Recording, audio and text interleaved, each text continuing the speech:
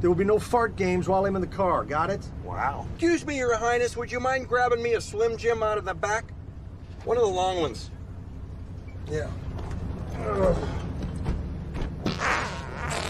hey, what the hell? What the? Oh, God.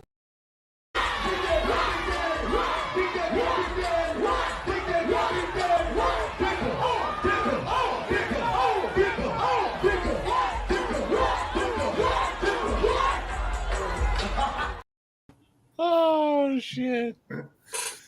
Oh, my God. That last one got me. That last one got me. I ain't gonna lie. That last one got me. Oh, man. Good stuff there. Oh, hey, Jasper, what the hell you got on, man? Drill bit trailer? You look like you got... Yeah, Milwaukee sent us a care package, some T-shirts, some hats, neck scarf and stuff. I think we're going to end up with some tools out of the deal. So quickly, I'll just recap how that happened. We were at a race, the fuel pump cable. So you've got a pulley on the front of your motor. It's got a hex drive in the back. And then you've got like a cable with an end on it that screws into there with a hex that goes in and then goes all the way back to the fuel pump with a hex drive that spins it. So it runs off the RPM of the motor. We broke that cable. We tried 100 different ways to rehook the cable up. Each time we would hook it up, you'd be able to go up on the brake and the cable housing would stretch. And then once it stretched some more, it'd pop back out. And it took us a second to figure out that it just kept stretching because the casing had come out of the crimp. So there's like a crimp here and a crimp on the other end. It had come out of the crimp in the back, so it just kept stretching and making the casing longer, which then made the inner cable shorter. And that was the end of the cable. So with 15 minutes to go, we decided we're going to put a drill on the back with an Allen that's the same size as the hex, and we're just going to zip tie the drill trigger wide open. So we went to my trailer. Unfortunately for me, I did not buy Milwaukee to start. I had Ryobi, and we put the Ryobi in a full battery. We put it up on the brake 3 times just to make sure like I wasn't losing fuel pressure. I'm not positive on the specs of the RPM of the Ryobi compared to the Milwaukee, but the Ryobi would only make like 80 pounds of fuel pressure. And then the battery died on 3 spools. So at that point, our buddy Mark, which must be smarter than me, who bought Milwaukee, said, my drill is the shit. I promise it'll work. We laughed. We kind of thought this is still not going to work. We zip tied the Milwaukee in there, which is the picture that we posted. And we had all sorts of problems. There's a video you can watch for that on my page or whatever. And on the last show, we show that. We had some issues getting it going because we accidentally put it in reverse, but we got that fixed, got that zip tied, and made the pass and ended up winning the round. What is crazy about that is, for one, the Milwaukee spun at an RPM that allowed to peg my regulator.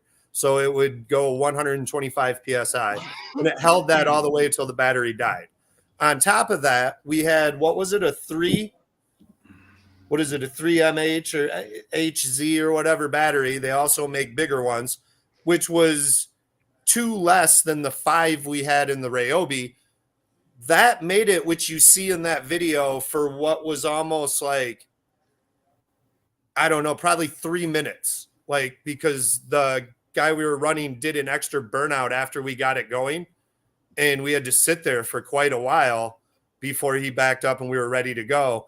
And that battery actually made it for the whole run.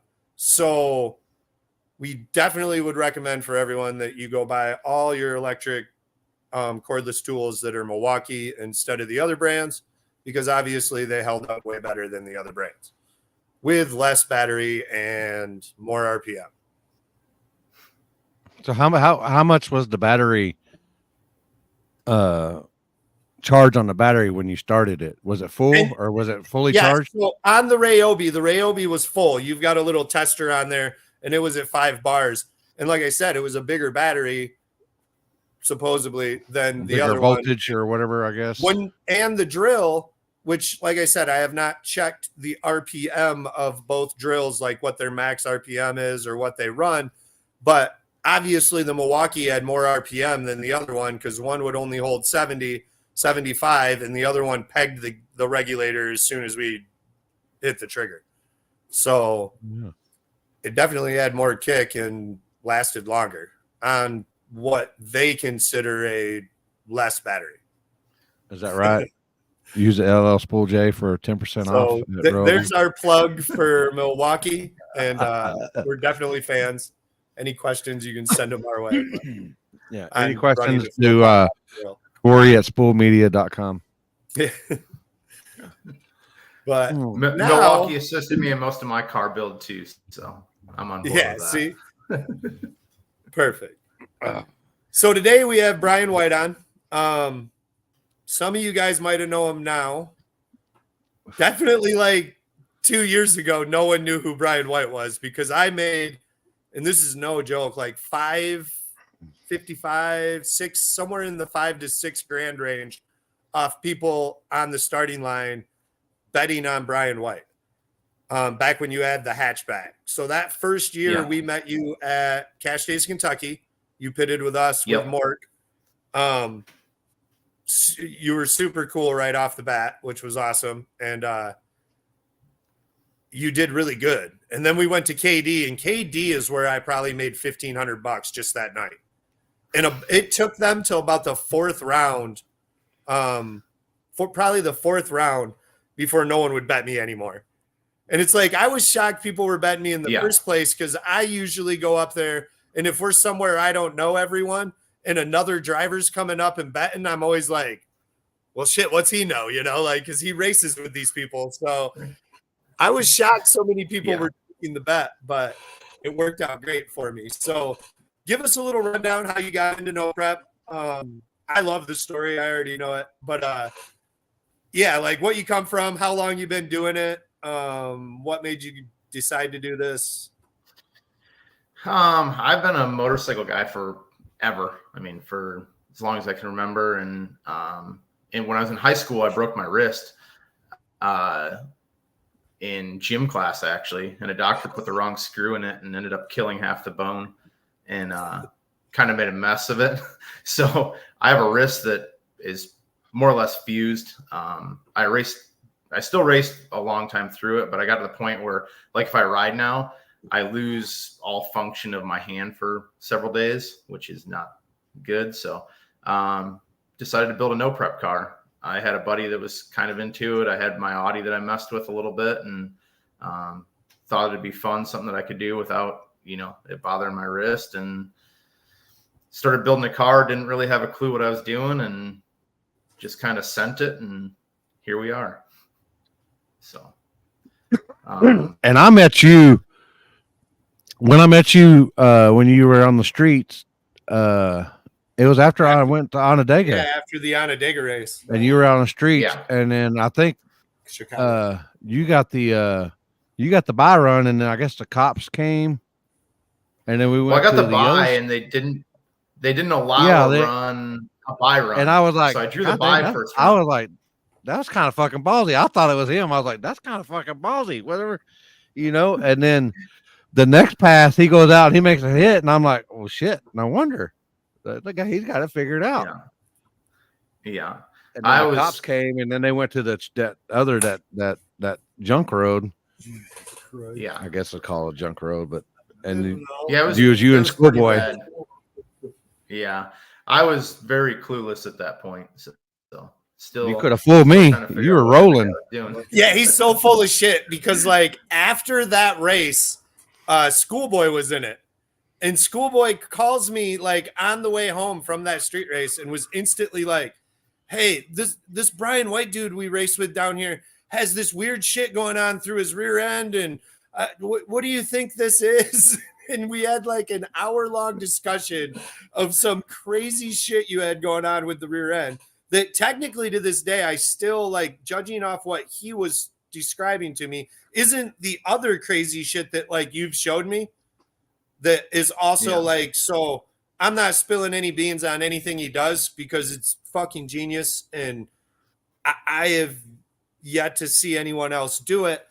So I definitely ain't going to say anything like to call it out. But what I will say is like Brian's like a super genius, and I'm sure he'll tell you, "Oh, I'm actually dumb," but don't believe a word he says.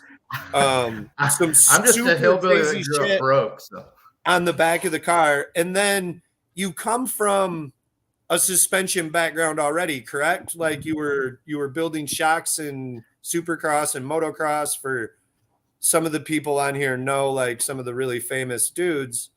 Like Jeff Thomas. Did you know Jeff Thomas back in the day?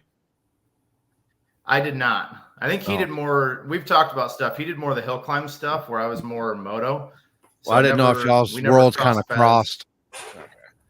I mean, they're similar, but yeah, him and I never crossed paths until the car world, and then we got talking about stuff, and it's like, oh, we have a pretty similar background there. But yeah, I mean, my business was building, I mean, suspension and engines. So I mean, my background is in, all motorcycle stuff, but at the end of the day, it's all racing. So it crosses over, one to the other crosses over quite a bit. So yeah, my opinion personally is that possibly the hardest suspension to tune in the entire world might be Supercross.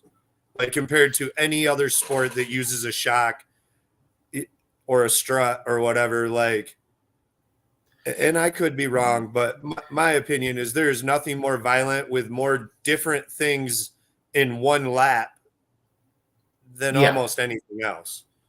Yeah, I mean, there's a lot going on there. There's a lot. I mean, you're trying to make it hold up. You're trying to make it hit whoops. You're trying to make it, it gets choppy. They throw sand sections in, it. Yeah, it's like you're trying to be soft and firm all at the same time. Like exactly. So it's, and then you get it going in a different direction. You get, harshness in the middle of it, or I mean, it's difficult, but once you understand it, I mean, I do a lot of my builds off of math, which helps it a lot because you're doing it off of, calculations versus just a theory and guessing at it, but which that helps a lot. But and my car's on dirt bike shocks, and most people hear that or see that and they're like, how the heck does that work? So yeah, I didn't want to say anything in case you didn't, but yeah, that was super interesting too. Like the first time we looked at them, and your answer was simple, like that's what I'm used to tuning. Those are the fluids and the setups that I understand more than the other. Not that you couldn't learn it or pick it up, but it was just that much easier to change them out. Well, and I've got tons of that stuff laying around and available to me. So why not use what I have versus go buy a bunch of other stuff? So you could make like 8 combos for 8 different setups. Yeah. Well, I generally have 2 or 3 sets of shocks in my trailer that we can swap out, whether I'm racing on the street or, depending on what the track is. But I've just got different setups that are all preloaded, ready to go and put on. So are you allowed to talk about what you're doing right now in Supercross? Yeah. I mean, we can touch base on that. So give us a rundown of what you've been doing all winter. Well, I actually took a job with Beta this year, which is a really cool opportunity. It's not a new motorcycle manufacturer. They've been around since I think 1904, but they've been in like the off-road world. And they just decided to come into motocross and build a motocross bike for 2024. So got an opportunity to start with them, and that's taken off really good. The team's going really, really well. I've been at every round other than last weekend. I missed Nashville because I took the weekend off to race my car because I've been jonesing for that. But I'm going to finish out the season, then I'll be back racing my car. So, but I started out just doing ECU stuff. Nobody made an ECU for them, anything like that. So I actually had a pre-production bike in, I think it was February 2023. I had a pre-production model come here that we put an ECU on and built that, and that worked really, really well. And we actually started putting them in the off-road bikes too, doing some testing with them because they started better than what they had, which off-road dead engine start. And then when Supercross came around, they gave me an opportunity. So I'm actually crew chief for the team, and I'm going to be engine department manager. So they're building a new building out in California and doing a full engine department in it, which will be cool for, anybody who has a Beta in the public side of it. And then I'm doing all the R&D for race team and, you know, development on the engines and all that stuff, everything in the US. So, but It's a good looking bike. opportunity. Yeah. I mean, I'm really impressed with it for being something brand new. It's durable. We got really good power out of it. It's really broad. I mean, it works really, really well. I mean, obviously to get an 8th in a 450 main event, it's got to work. So. Yeah, that was pretty good. Yeah. Unfortunately, I missed that one. I was there for the 10th in Daytona, but I missed the 8th this weekend. But was Nicoletti there this weekend? I didn't catch that. Yeah, he was in 250, but yes, he was there. So track was tough. Yeah, it looked brutal. It definitely looked brutal. Yeah. Next week's looks I really don't know. interesting. I don't know if did you see the track map? I haven't looked at the week? track map for next week yet. So, but yeah, it looks good. Yeah, it's got like one of those U sections with the jumps, but it's around a turn. Yeah, they usually always screw everyone up, or someone can triple them and everyone else isn't. Or yeah, well, and it's that time of the year in the championship too, where guys are really sending it. You know, it's down to the wire on point, so like everybody's really going for it, so it makes it interesting. But, have you seen pretty much every design, or did they throw stuff at you that y'all have never seen before? I mean, I'm sure you've seen pretty much everything. Yeah, they change it up. I mean, they'll change up what they're doing. Like this year, one of the things they've been doing is like the 2-tier tabletop. So it's like a small version of a tabletop, and then it steps up. And those things are kind of tricky. Those are new this year. I mean, I've seen maybe 1 or 2 of them, but this year they've done a lot of them. They took Dragon's backs out, which is basically, I mean, if you follow it, the whoops that go uphill and then you jump off the top of them. And they shortened the whoops this year. But yeah, they do. I mean, they do a lot of different combos. And when you think you've seen everything, all of a sudden they start throwing something else in there, and you're like, where'd this come from? But I mean, it's dirt, so you can build kind of whatever you want. So they get creative for sure. Was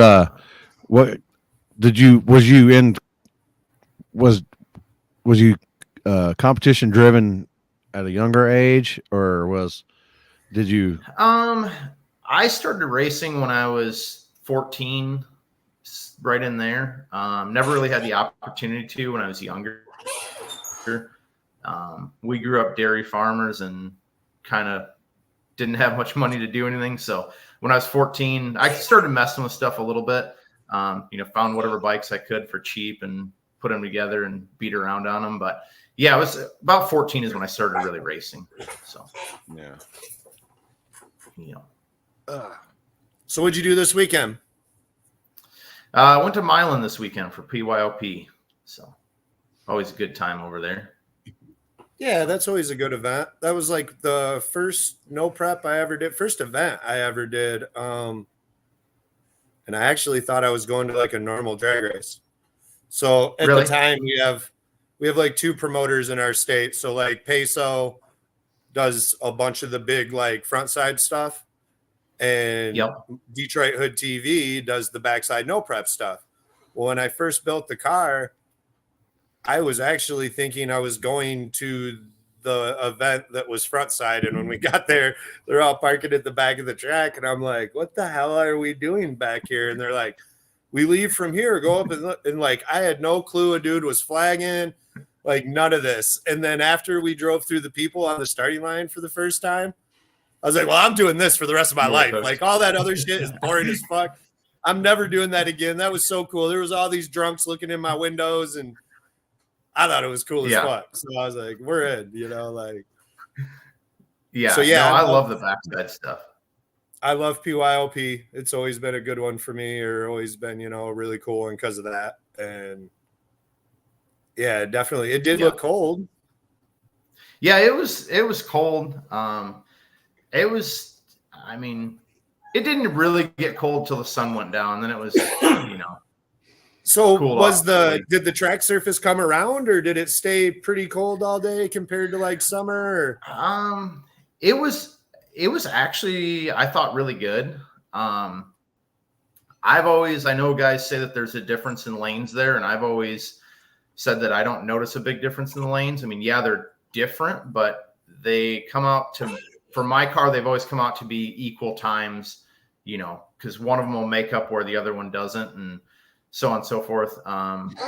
This weekend, I didn't have that same experience. In the semifinal, someone unfortunately spilled coolant in the track, and I know they put in a good effort to clean it up, but I just think with it being cold and, you know, not a lot of racing on it yet this year. And but the awesome part of it is it gave it gave some guys who haven't Chris normally Taylor went and that Jeff deep into Gala. the rounds. Yeah, like, dude, I was awesome. so stoked for Chris. He beat me, and like we got out at the end, and he's like, "Man, you spun that cleanup messed you up, didn't it?" And I looked at him and I said, "Dude, you wear that smile." I said, "You're out here all the time." I said, "You earned that." I said, "You know, enjoy it. Don't feel like you got handed something, because you didn't." That's the beauty of backside racing is, you know, everybody has a chance, Jeff so. too. They're like the same human being, I swear. Like both of them have never quit, have showed up every time, will race someone anywhere, don't give a crap, you know. It was so cool to see them get there, man. We were pumped too.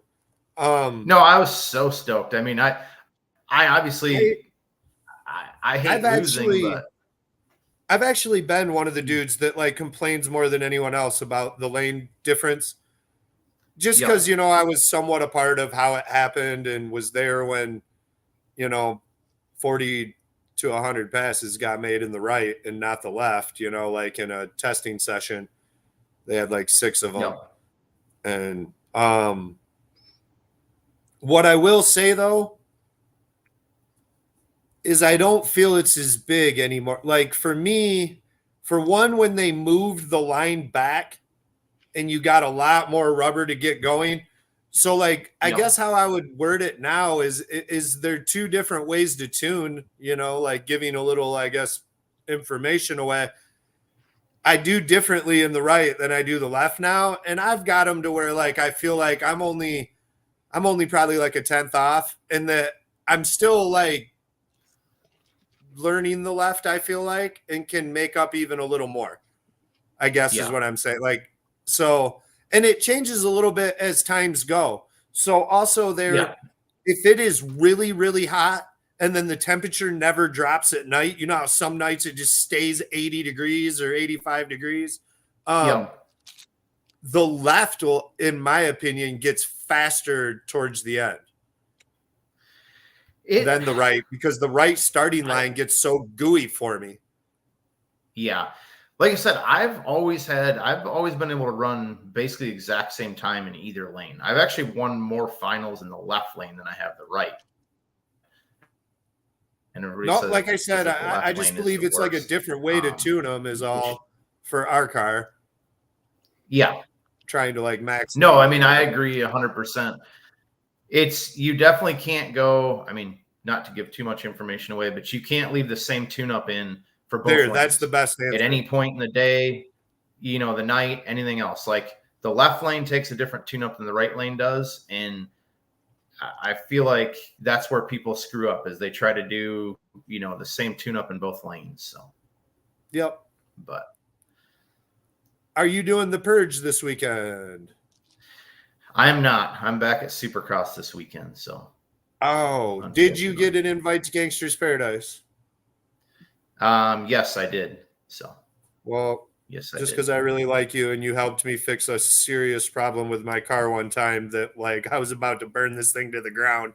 I'll give you all the data I can get for you. Perfect. So, I mean, I don't know. You can collect data, but it seems like, you know, every time you go somewhere, it's different. So, it's pretty smooth. It's a pretty decent track. I don't think it's like a super complicated track.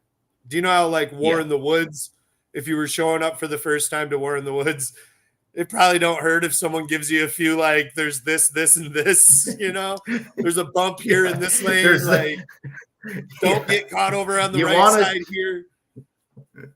Yeah. That place isn't like that. way. Just make sure you're over here when you hit this bump. Or no, I know exactly what you mean there. What are some of the big events you plan on doing this year? I'm terrible at planning, to be 100% honest with you. Like, I'm seat of the pants. I know I want to do as many of the PYOPs as I can. Basically anything in Michigan. I mean, really well there too. Yeah, I mean, you know me, Michigan's 6-7 hours, but it might as well be my home because that's where if there's not anything bigger going on, I'm usually looking in Michigan for something to do. But I want to do obviously KD again. That's one of my favorite races of the year. I just like that place. It's different and whatnot. But yeah, I mean, as many of the Go ahead. As many of the big races I can hit, that's kind of what my goal is. And if there's not something bigger, then I look at coming over your way to Michigan. So yeah, KD's another one where you might not mind some tips before you let off. yeah, that one's got like that diagonal transition just before the 330 that if you're not expecting it, that thing's gnarly. Yeah, and it's not straight across either. It's like diagonal. And driving into the hill. Yeah. Rather than letting off and grabbing the chute or something. Weren't you on 26s out there? Yeah. Yeah, I did the 26 class out there on Friday night. So yeah. That was fun. I'd never tried 26s before. Threw them on and went and made 3 test passes, and the third one was killer. And I was like, "Well, we're going to the race. We're going to set." You made some licks. Like you were like, I was like, "Did y'all check his tires?" Because they don't look like much. It was much difference between your 28s and the 26s. I mean, you were rolling. It was not a big difference, to be honest with you. My third lick on a 26, I went, "Whoa, that was gnarly." So yeah, and then I mean at KD, it worked good on him. So, so when you run 26s, like what worries me is like on my rear end, it's low. Like I almost feel like I would have to run like pretty stout pressure with those girls because it would try to smash the tire and drag the rear end. Like the shock. Yeah. mounts. I mean, mine's got plenty of clearance on it for that. So I mean, I didn't have to worry about that. But were you mounting them on a 10 or a 12? On a 10. Okay. So you had a different set of wheels. No, I always run only 10s. Yeah, I only have 10s. So I guess I have one set of 12s, but yeah, we're poor boy life over here, Jasper. Yeah, but I have these like weird theories. So on my white car, my new Edge, I couldn't fit 12s. It wasn't mini tub till like the day we crashed it. So I never ended up with like another set of wheels. We always ran 10s, and I always had this theory sometimes it gave you more sidewall. Like I don't know. Sometimes on a shitty surface, I almost felt like I liked the 10s rather than the stretched, harder sidewall because you could just gum it right up and leave like a bigger footprint or whatever. But yeah. I don't really know. I don't know. I mean, I've heard different opinions on it. I bought some 12s to try them, and keep in mind when we say we're poor Olympia, I don't even have a set of beadlocks. Every one of mine are non-beadlocks. So I'm non-beadlock too. I'm poor boy life. Yeah, trailer park trash right here. That's me also. No, I mean it's. I've tried them both the 10s and the 12s. I think that they both have their place. But my 26s were on a 10 wide wheel. So that probably gave them a little more height than mounting them on a 12. Yeah, I'm sure it probably did. So I don't know. I went kind of cowboy with it. I didn't change any bar angles or anything. I just threw them on and tried it, and it worked. It looked like it worked. Yeah. That's pretty sweet. Are you planning on doing a few more of those this year? Yeah, I would like to do some more 26-inch races if I can find them. So, if KD does one again, I'll definitely do that. And then, I mean, I'm always down to try something different. So, Uh-oh. Yeah. Uh-oh. The warden is speaking. Yeah. Yeah. So I'll smoke to that. Amber's awesome. She's always with you helping out. yeah, for sure. That's pretty cool. When we first started, she didn't want anything to do with it, and I was like, come on, you got to learn this stuff because I'm gonna need your help. You're my main help. And my buddy Chris comes with all the time too, so we drag him out. He's usually he can't always go every weekend, but when he does, he's good help. So Heck yeah. yeah, Amber's a great help. I still give her a hard time about the time that she was in front of the jump cam at PYLP and almost got DQ'd. She was in the truck crying her eyes out, and I got it sorted out. Oh, she was so upset. She's like, I'm never doing this again. And I was like, hey, it's all part of learning. It's fine. We got it sorted out. So, but no, I appreciate her help a lot. If it makes her feel any better, like everyone in my crew has done something at some point that we've all just been like yeah. what happened there, you know? Like at the last War in the Woods. So you have been to a lot of War in the Woods. Like until Charlie Bennett got in the lanes, like it was hours in between rounds sometimes. So we got done with our round and parked, and like all my guys, you know, did what we always do, go up to watch people make runs and see what's going on and how the track's coming around. And we stood up there. I stood up there for like one run and then walked back to my car and was like sitting there for a second. It'd been, you know, we were at the trailer for a while before we walked up. And all of a sudden Charlie's like, all right, you're like, you know, you're on the clock. And I'm like, huh? And he's like, you got to get up there. And like, I have no idea at this point. Did we fuel it? Did we, you know, like, so I'm just like pushing this car by myself backwards. And one of the dudes, Jeff actually walked up and I was like, go get everyone. I don't know what's been done or where we're at. It ended up working out, but yeah,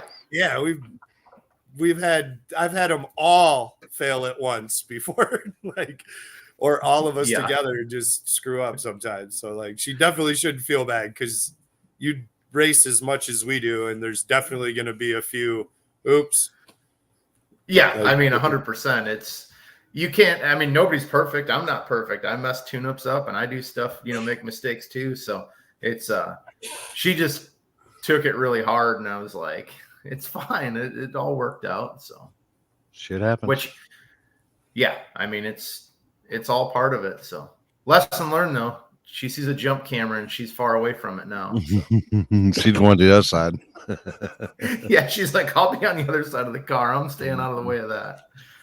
But yeah.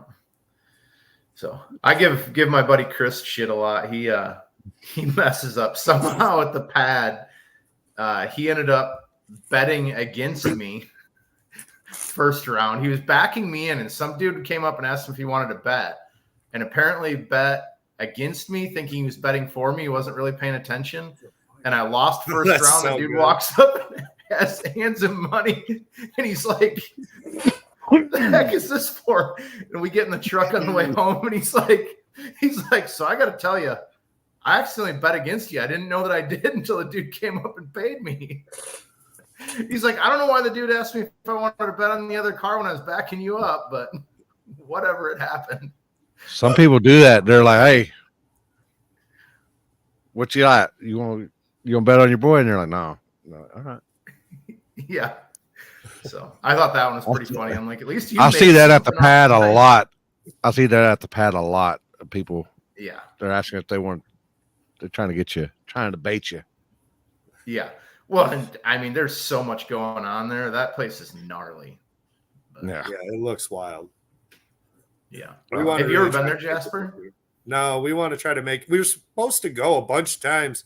The one year it got rained out and like moved 2 different times, and by then we just couldn't make it. And Oh, this year, it's hard to go on New Year's weekend when I have a family of 4. You know what I mean? Like they want to see me Oh yeah. on New Year's. They want to ring the New Year's in with me. So, I mean, if they just moved it a week after that, we're there. Like, but this year, why we couldn't go? Because this was also the one year that it rained, we were actually ready. Other than that, every year we've been broke by the end of the year. So we were waiting on parts or waiting on this. This year we actually had a car to run and just everyone wanted to schedule races on like Christmas and New Year's. And we're like, well, shit, like that's going to be a hard sell at my house. Like, yeah, they already. No, I get that. And it's a trip down there too. I mean, that's not a short drive. So yeah, it definitely isn't. We were going to try to do Gangsters, but the new car wasn't ready. So that sucked too. Yeah. But, that's how it goes. Yeah. I mean, it's part of it. So I always think how lucky I am to even be a part of it. So if it takes a little longer, that's okay. Yeah. No, I am too. I'm grateful that we get to do this stuff because I think this backside stuff is so much fun. I mean, I have a blast doing it. So yeah, even though we're going to do a lot of frontside this year, like my heart's in backside too. Yeah. I don't know why. I just like that style of racing a lot. Yeah.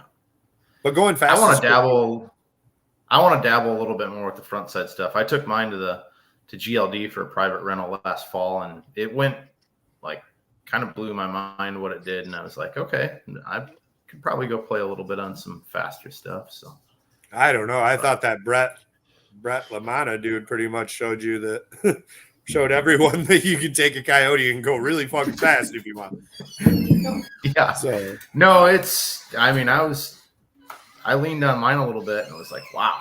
So well, I mean, it's the same thing I tell everyone too. It's not like my motor is not capable of going really, really, really, really fast. It's just when you go really, really, really, really fast, you break rocker arms, you break push rods, you burn head gaskets, you have a lot more shit really, because like right now for what we do, especially if it's backside, my shit is so safe that like it is really hard. Like something weird would have to happen beyond belief. You know what I mean? Like it's super safe. The timing's way down. I just add more boost if I need to go faster, which doesn't take that much. And it lasts forever, and I just don't want to buy part after part after part after part after part after part, trying to keep up with those dudes that I know, like I know how fast they're going, which is really, really fast. Yeah. I mean, we're talking on my motor, I'm probably around 45, 50 pounds of boost to run some of those numbers. And at that level, you're definitely wearing out shit. So oh yeah, you're wearing stuff out a lot faster than backside stuff. That's your combo is secret, or you share with everyone, or if so, I mean, is it a grudge car? Grudge car. Grudge. I can already tell he's getting secretive, so it's just a new edge with the motor. Yeah, no, it's a new edge with a Coyote in it. It's a Coyote with a Power Glide. It's twin turbo. VS Chargers, same junk everybody else runs. So outside of being a Coyote, they're kind of not quite as common. Yeah, I want to know right here, what y'all were talking about right here. Oh, man, I had one just like that. I had one just like that right there, man. Dude, he might have to bring that beard back. Yeah, that beard on point now. I'm telling. Don't say that. Amber will be on board with you. So yeah, that beard. I'm with you on the beard. My uncle there, he's like always liked performance and racing. The one right next to me. So we were at his house for a 4th of July picnic. So took the car over there and showed it to him. He loved every second of it. So he stopped over several times when I was building it and would check it out. He's like, man, I can't believe you're doing all this. So he thinks it's pretty cool, but yeah, some of those old boys think this. I'd love to take him to a race, but he can't sit in a vehicle for that long to come to a race with me. So, but that's good. Sharing stories and showing them I mean, that Oh yeah. I mean, from where they had vehicles to where they are now, it'd be like he was looking at that like, my God, what the hell's going on with this? What the hell is all that shit going on underneath there? You know, that's the way my old man would Yeah. say. Yeah. Well, and so it was really cool. Amber did something neat for me as I was building that car. I took a lot of pictures with my phone like everybody else does. And she asked me to send her all those pictures. And I don't remember, I think it was for Christmas. Figure out if you burned that. She had all those pictures printed off and made a whole photo album with it, which nobody does anymore. And we actually took that over to my uncle and just left it with him, where when he was sitting down, you know, he could just flip through it and study everything and look at it. And like, he thought that was really, really cool, you know, that he could just take his time and look at it, which, I mean, I think that's a really cool thing too, because not, you know, how many of us actually take cool pictures off our phone and print them out and put them in a photo album anymore? Yeah, most everything, or there are slideshows on computers and stuff nowadays, and you know. Yeah. No, I'd love So to I see mean, them. she did that with you know, my whole car build, and I'm like, that's one of the, you know, one of the coolest things I have from it. So Yeah, oh, that's a fact right there. That you gotta have if you got a woman behind you, then you know everything's it's pretty simple. It definitely makes Yep. life easier. What's up, Roy? for sure. So what do you got planned for the summer, Jasper? There's so many races in Michigan and like barely into Indiana, like Muncie and stuff. So we're not going to travel as much, man. I just, with my family and everything else and gas prices and just how everything's going with my car, at least we're sticking close. You know, we'll be doing PYLP. They do backside at Lapeer sometimes. We'll be at that. Yep. We'll be at Muncie. Any street shit going on, like probably uncaged. And then Yeah. with the other car, that's Jeff Berry's car. Really good friend. I've talked about him a ton. Limpy knows him. Mufasa. Really good dude. He bought that orange car we put together right after we crashed, and then Okay. like made it amazing. Like just amazing car. Like, really, really cool stuff in it. 540 big block, twin 94s. Beater Bomb is going to help us with tuning on that one. Nice. It's at Fuel Tech right now, being wired by Garrett Chastain. That's going to decide more on him, like what Yep. events he wants to go to, what he decides are the events that we need to bring that to. And so that'll dictate more where we go with that. But with mine, I just feel like there's so much close that it better be something really amazing. Like we want to do Dig or Die in the December area. Yeah. And like the uncaged in the street race before it, and just some, you know, PYLPs and backside stuff, like kind of like what we were talking about. And then his is made to go fast. Like luckily that car, Yeah. I finally get to use everything. You know, my car is missing a lot of sensors just because I'm stupid and lazy and don't put them on or don't buy them or whatever. But like, I don't have ride height sensor. I don't have wheelie control. I run my traction control off just engine RPM and drive shaft. So I don't have a front wheel speed. I have the front wheel speed sensor literally laying in the floor plugged in, but not hooked up to a bracket. I probably should do that tonight.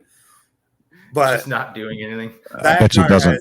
That car has everything. It has all 4 shock sensors, like just every sensor you could ever think of. So it should be really cool to mess with some of that and try to like dial that in where if it gets too high, it kills time. You know, you can get closer to just full send all the time. I'll smoke to that. So that's really the plan this year, is just whatever he wants to do. And then all the slower stuff with that. So like we intend on bringing his to Gangsters, his to War in the Woods to run small tire with, mine to run hard tire there. And then other than that, my car is just going to focus more on backside, which is way easier, as you know, switching the car over to do one from the other, just have it be ready, you know, like Yeah.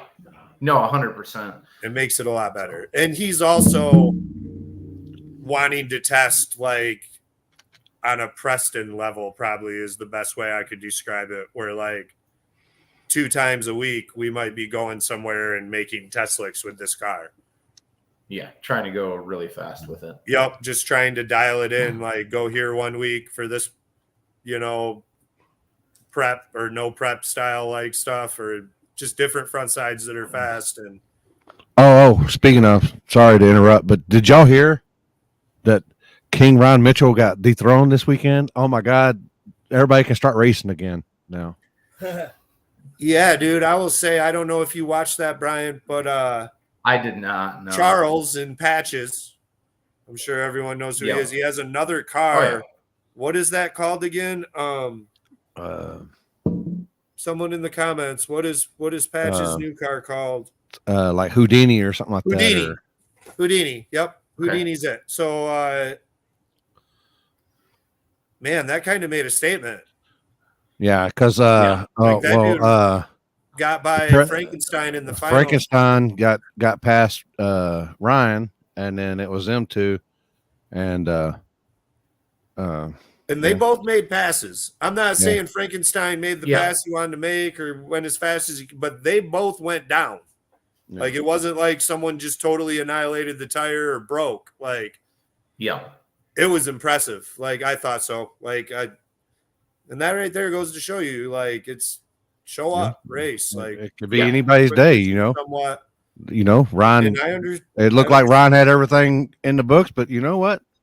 Sometimes racing's racing. You get out of the groove, or something happens. You lose a tire. That's part of it. Well, and the other part of it is those guys go faster. They show everybody else it's possible, and you get, like, I know that's how I am. If I race somebody and they put it on me, I'm paying attention to exactly where. I'm paying attention to where I need to go make work and, make up that time. So, yeah, I'm watching everything. Like, what that, without saying everything. Yeah. Yeah. No, I know you and me have had conversations about that before, Jasper. It's like, I want to race the fast guy. I want to figure out where I suck. Show me where I'm, like, that's the only way you're going to get better. So, yeah. Yeah, you know what I mean? Like, I always want to go wherever the fastest dudes are. And like I said, sometimes that don't work, but just because of like kids money wise, or so, I miss a big event because I have no choice, but we always want to be there. Like, I would rather do that. I wish I was a millionaire and could just fly them to different states, and be like, here's a bunch of money, go shopping or go to the water park and do the coolest shit while I go do this and just race everywhere that the sweetest shit is. But I don't know. It's getting crazy. Like, and not like the buy-ins are getting out of control. All that stayed relatively the same. Just gas prices and maintenance and tire prices. And plus the cost of living. Just a freaking cost of living. And then on top of it, getting groceries the same out of what you were is impossible. So hopefully that gets a little better or something happens. It seems like we yo-yo a lot. Everyone always says it's the end of the world, but yet it just yo-yos around. Yeah. So hopefully we're on the like upstroke and not the down, or we're not just spinning at the bottom. What is that trick where you do that? That's where we are right now. So there's only up. Walking the dog. Yeah. Right now it's just walking down there. We're about to pull it up. So what did he say? Jeff asked, what was your childhood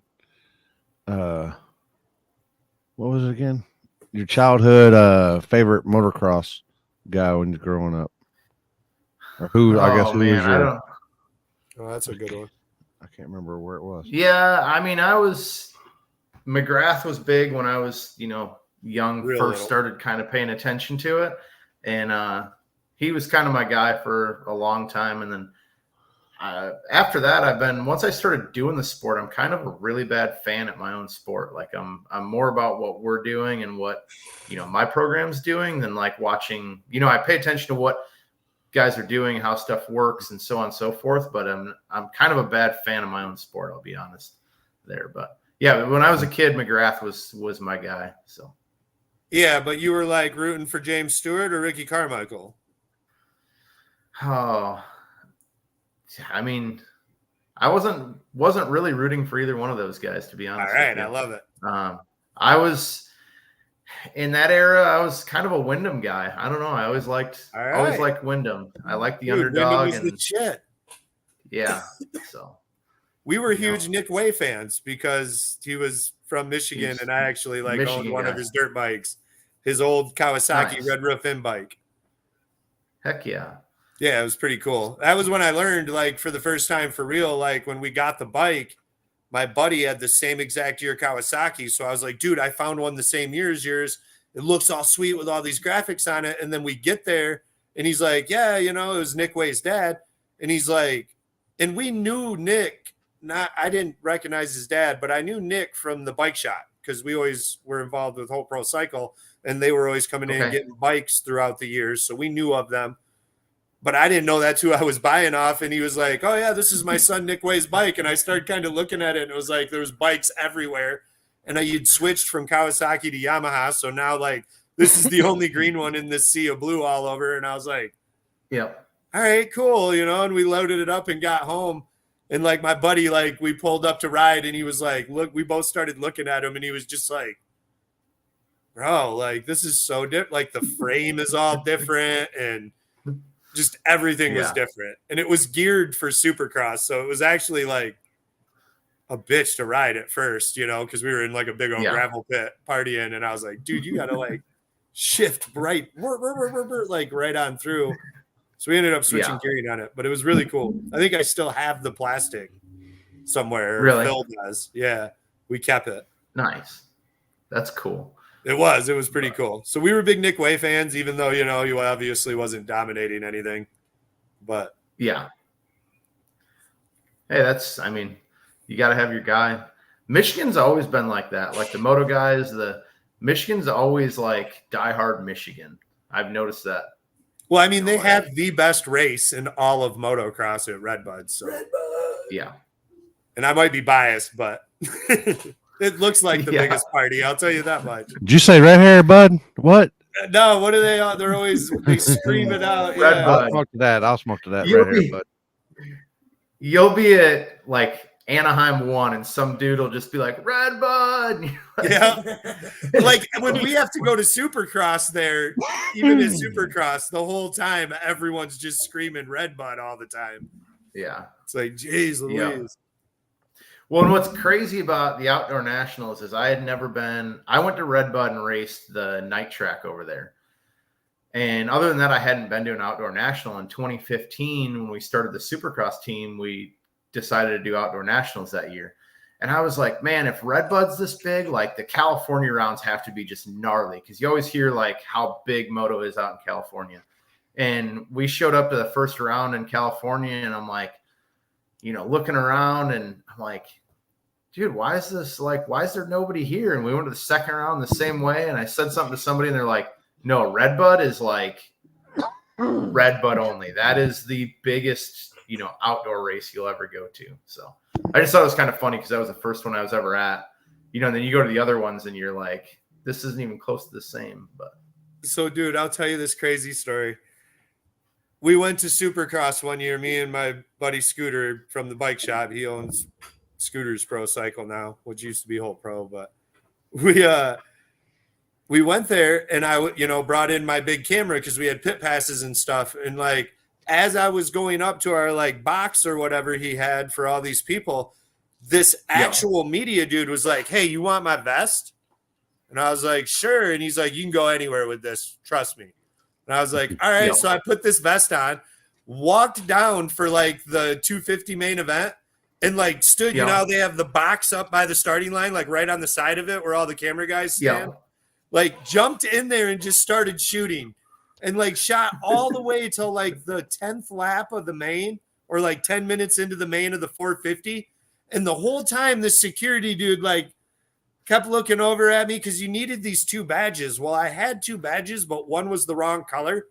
So I had it all wedged over and kind of kept trying to hide it. And eventually he must have saw it, and he come over and he was like, let me see your badges. And I held him up, and he's like, dude, where'd you get that vest? I was like, I don't know. This dude up there that asked me if I wanted it and told me I could go down there and shoot. And he's like, He's like, good work, man, but you got to go. Like, and I was like, okay. But I did get to shoot your twin, Trey Kennard, wipe out there and like break his arm. And it was like an amazing shot, like right as it was happening. Really? It was pretty rough. That's Now that's that gnarly. actually, now that I think about it, like Trey Kennard was like my main dude for a long time. Like I just loved his style. Like that one year at Red Bud, you know, they have the NASCAR turn. Everyone was like going to the inside. Dude, he was coming into that like so fast and was just making up so much time on everyone, and it was sweet. That dude could, like, certain races, he could just turn it up, and he had crazy speed, but he couldn't do it all the time. And when he did, you were like, where in the heck did that come from? I remember that battle that he had with Stewart at Millville. Like, you know, and Stewart's just like checking out on people, and then all of a sudden him and, you know, Kennard's battling with him, and it's like, where did that come from? You know? But yeah, certain times he could just seem like, faster than everyone else. The fastest I've ever seen, I don't know what you think about that, but the year Tomac got hurt on Honda, where he broke like both shoulders or whatever.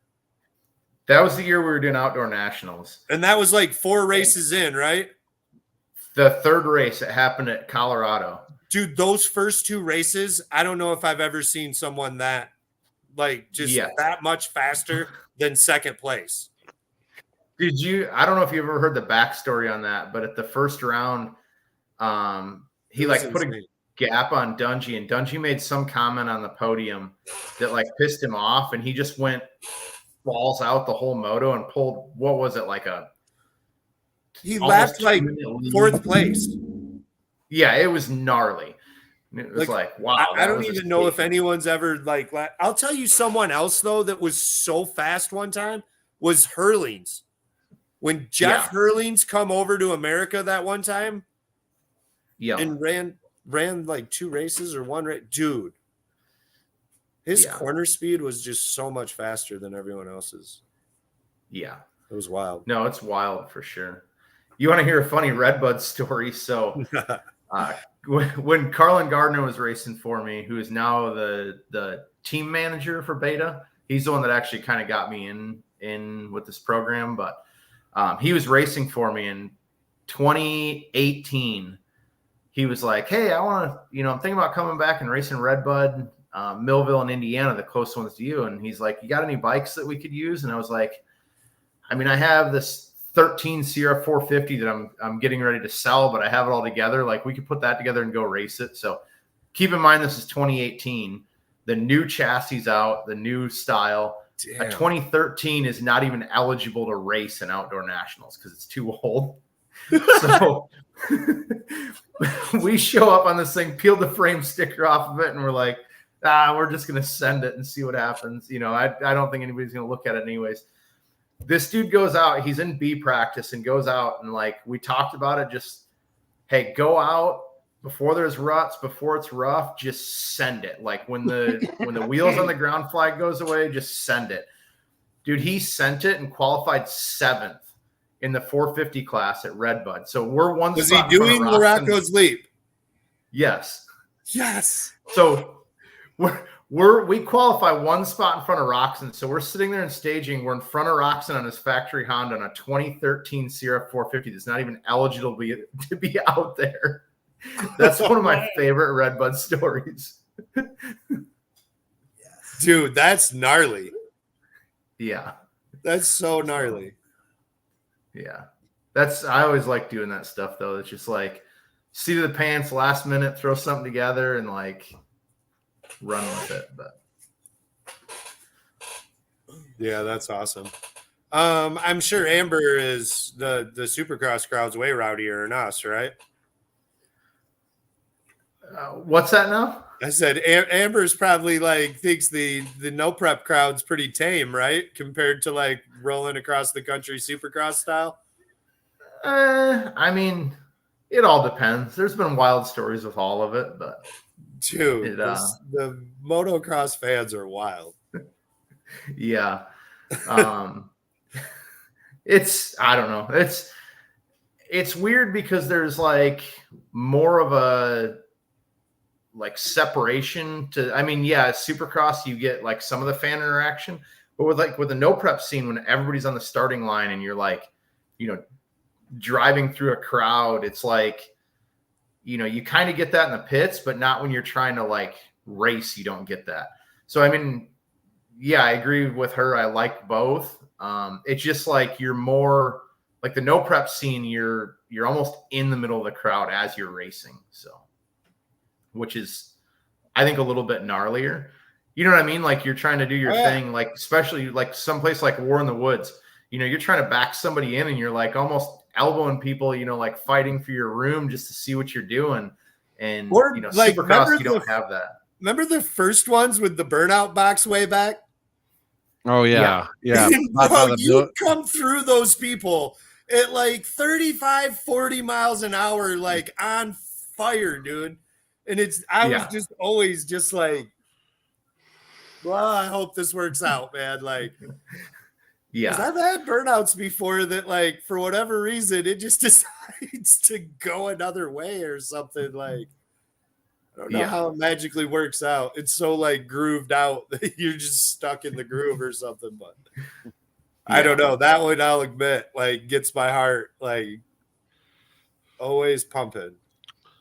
It's wild. Everything about it is like that. Like, I sit in the staging lanes. It's the only place that I really like practice. Like, where's my parachute lever?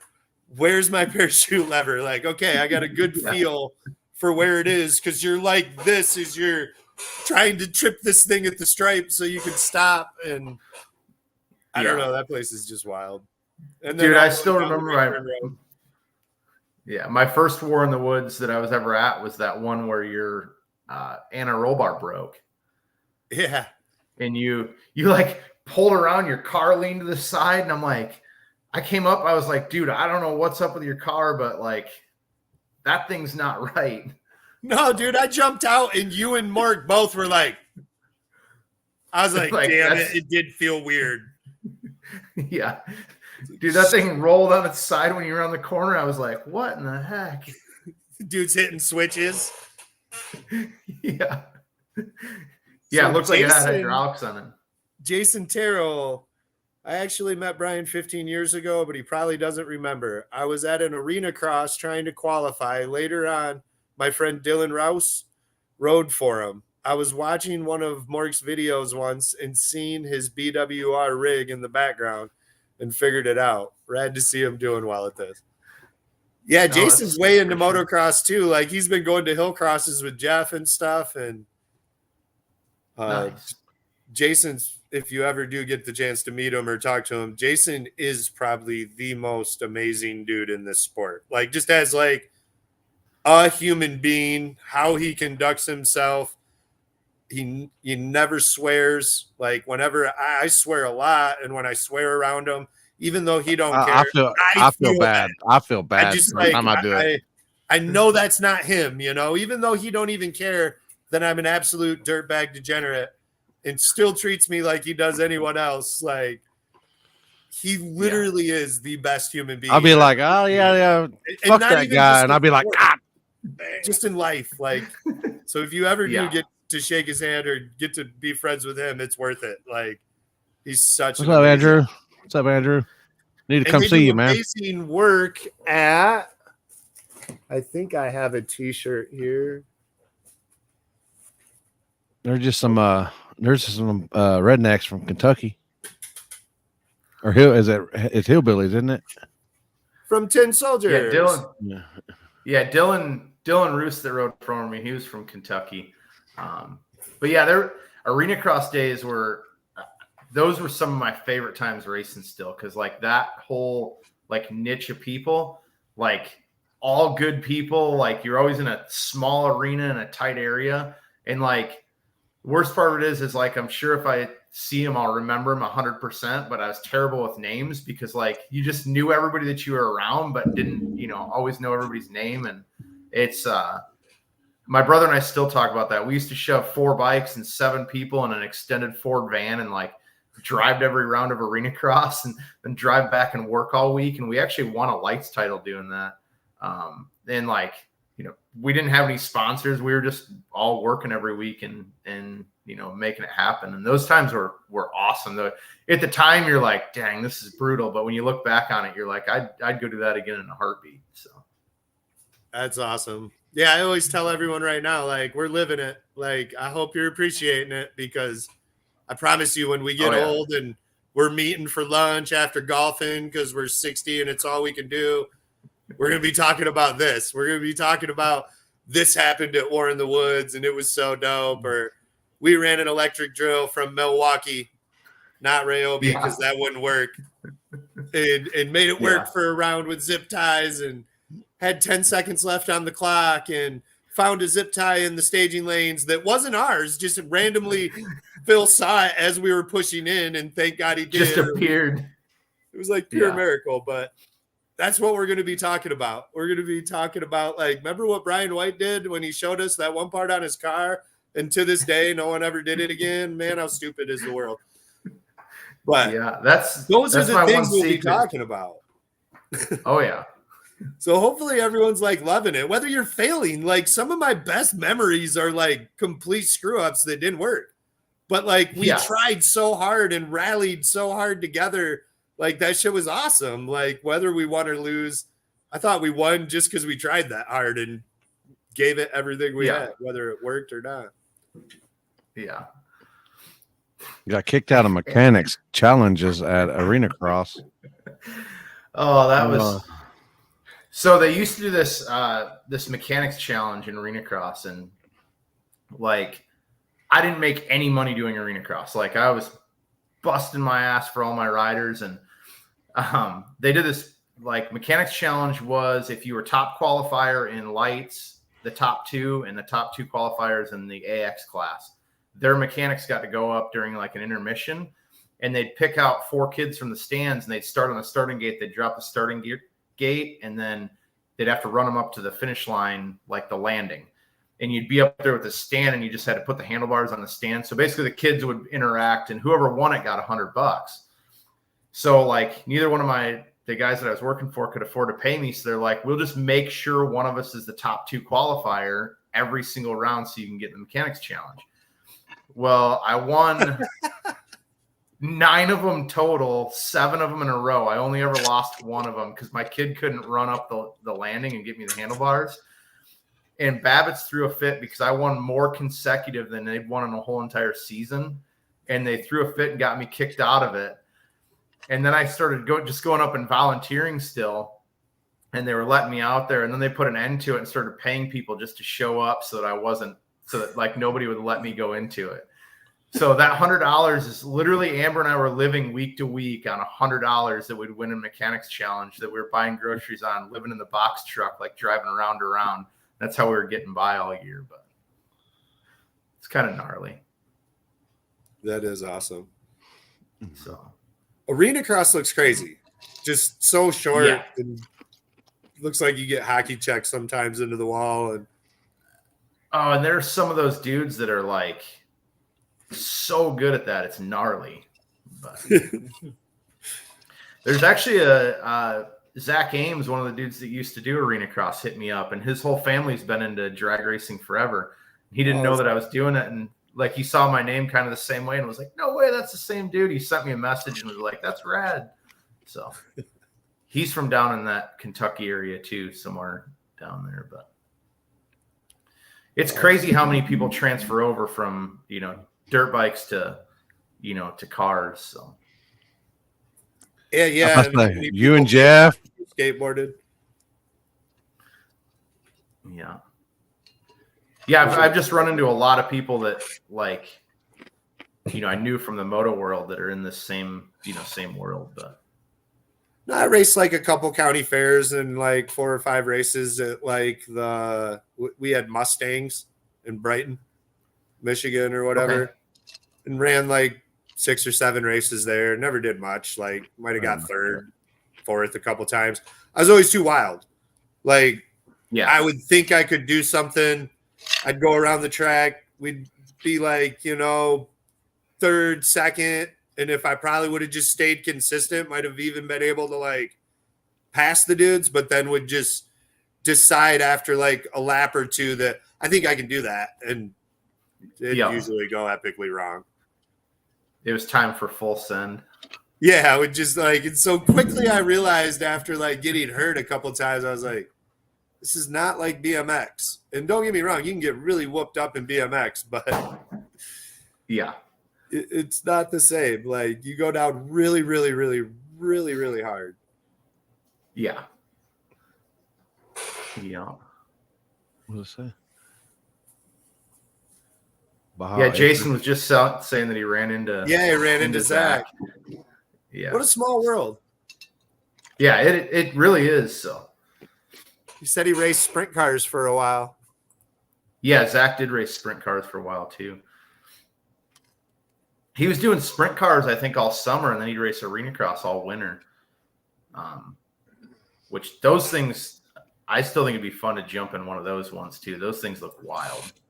Oh man, I definitely think sprint car like on dirt would be fucking awesome. Like yeah, if somebody was ever like, "Hey, come out for a weekend and drive my car," I'd be like, "All right, I'm in." Yeah, I wouldn't say no at all. I would have to try it. It is way crazy and dangerous sometimes. Like the way they catapult and shit sometimes is wild when they wreck. But yeah, those things are. Yeah, the wrecks don't look fun, but we went and watched when we were down in Daytona. We went and watched World of Outlaws with the 410 sprints. Dude, those things are gnarly. They are flying too. Like yes, they are. It's like direct drive. You just push them and they go. Like you just. And what are they? They're a 410 that makes like 900 horse on motor. Yeah, it's crazy. And they're those things so good. Like, God, it is cool to watch, man. I really like watching it sometimes. We went down to Eldora a few times, and man, it was really cool. Yeah. And then one of the dudes that was a champion, like over a town over, they built all his motors, like Dowker racing engines, and they were like big in that, still are, I think. And like a couple of their motors, you know what I mean, back in the day ended up in some of our drag cars. Obviously, like not really cammed for drag racing, but they were still pretty fucking badass. Yeah, just when you listen to those things go by, you're like, okay, that thing's making some serious power on just motor. But yeah, so like talking to the guy over at Dowker, because a while back I went over there because they ended up having a AN line fitting that I needed, and was like talking. Phil actually like knows the guy building the engines really well. And dude, it's crazy. He's like, well, yeah, you know, like we found if the rods weigh this much, like, dude, it was really wild, like how precise it was. Like the rods all have to weigh not the same, like a certain weight. Because what he found when they were heavier, and then the piston, like, dude, crazy, like down to the wire shit. Where like they're making pistons weigh a certain weight, the rods weigh everything in the valve train had to be like a certain weight and a certain way, and he could make 15 more horse if this was. It was like, whoa! And his whole job was just building these motors and running them on a dyno all day for like 10 years. When I say that all the time with like the kind of racing that we're doing, we're not class racing.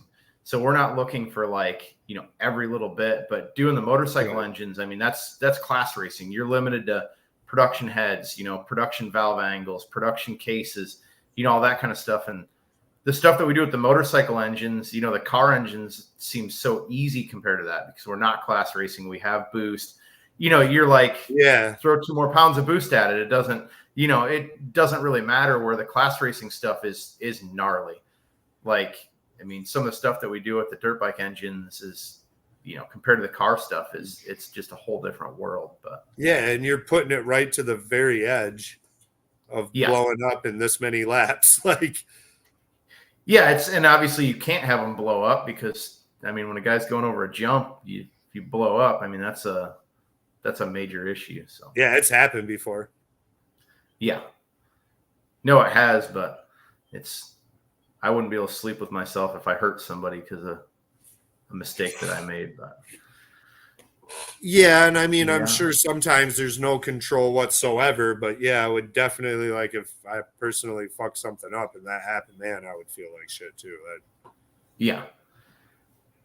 No, it's definitely gnarly when you look at it in that aspect. But the class racing stuff is gnarly. You really find, some real horsepower when you're class racing, and it's all the little things that make a big difference. So that's when I watch those, the 410 sprints, that's what I was thinking of the whole time is I'm like, man, those things have to be, because they're limited too by rules. So it's, like you're saying, that stuff all has to be a certain way. And it's gnarly when you really break that stuff down. So How'd you end up with, kind of becoming friends with Ashley and Brandon? Just kind of, I guess I didn't really give him a choice, but to be my friend. I like it. I built a drag car and kind of started showing up, and Brandon comes off as, if you get under his skin, he's going to give you a hard time. But Fuck that motherfucker. Fuck he's Mark. a big teddy bear. He likes to see people do good and likes to help, and we just kind of hit it off and got along really good. And well, you're not like from the same city or anything, but you're kind of like the same area. So yeah, I'm almost 2 hours from him. So yeah. We're a little ways apart, but yeah, it just kind of, he took me under his wing a little bit. I've gotten a few times where he's went, what are you doing? Like, especially my first year, like at KD in the final there, like he looked at my, my rubber leaving the line and he's like, what in the heck are you doing? I told him what I had for tire pressure, and he about body slammed me. I think he looked at me like I was an idiot. But no, he's helped me a lot. But that's kind of. We just started when I got my car out, and that first race he was there with Nick, and kind of met him a little bit. And that's when you met him. When I met you. Yeah, that was the first time I ever met Brandon. Was there? Oh shit! Yeah. Yeah. Yeah. And then just kind of, like I said, he kind of took me under his wing a little bit and was like, hey. Who's Nick? Nick who? Schoolboy. Schoolboy. Who? Schoolboy. Oh, wait. I know. You probably don't remember him. That's that dude he's like grand champion RC. Yeah. He's RC World, man. RC World. I think he's doing RC rock crawling now, too. I think it's Nick RC Schoolboy. I thought he retired from Small Tire. Yeah, he's a True Street for life now. Yeah, Hard Tire and True Street with the brick, or what's it? Oh, Jeffrey Dahmer. Hold up. Yeah, I got to give credit where credit is due, though, dude. That name is unbelievable. Like, I don't know why, but when I look at that car, it actually looks like Jeffrey. Like, yeah, it has like those big glasses type look, like, and that's the color like shirt I see him in. Like, that name is amazing. I have every time that I've talked to Nick here recently, I've yelled at him for not having a cage in that car. I'm like, dude, you've got to put a cage in that car. So it's so scary. Like, if you're like me, like, which I'm sure you are, you got it. He's probably told you some times and stuff. And I was instantly like, what are you doing? Yeah. Like, what the hell are you thinking you're doing? Like, you understand that like something could happen that's out of your control. Something is out on the street. No one knew it. It pops your tire. Yeah. I don't care how amazing of a driver you think you are. You might wipe out if you blow a tire that has nothing to do with something you can control. And with zero cage in that thing, at the speed he's going on the big end, you start rolling. Yeah. That would just not be good. Yeah, you're done for. Well, that's the reason that I built a Mustang. So my buddy Andy, Andy with that Camaro that's been with me a couple times. Yeah, Andy Folk. Yep. I had my Audi and I was kind of messing with that. It sat forever. And when COVID hit, I got that back out and kind of had fun with it. And like got to the end of the season and he's like, listen, that car's not moving again until you put a cage in it. Like, period. And I was like, well, this thing's all-wheel drive. Like, I kind of want to do hat races. And he's like, you need to build something else. And I was like, I think if I did anything, I'd do a Fox body. And he like found a Fox body the next day and was like, you need to go buy this thing and build this and blah, blah, blah. And I was like, I thought about it. You know, I was kind of into it for a night. And then I was like, no, I'm not doing it. And then what's funny is I haven't made it there yet, but I actually watched a H-Town Throwdown video. And I texted him and I was like, hey, like this race looks sick. I'm going to do one. And the next day he was on his lunch break and found that original Fox body that I had on Marketplace and sent me the ad, and I went and bought it the next day. I was like, all right, Nice. We're in. So, but he's the reason that I have a car is my buddy Andy, because he yelled at me for not having a cage. So I've been yelling at Nick too, because I'm like, sometimes friends just gotta, you know, like That's what I was gonna. we all That's do what I dumb was gonna ask stuff, about. and you got to have your friends that's like, you know, a friend that's like, hey, don't do that. So Didn't you build some kind of like which transmission in the Audi,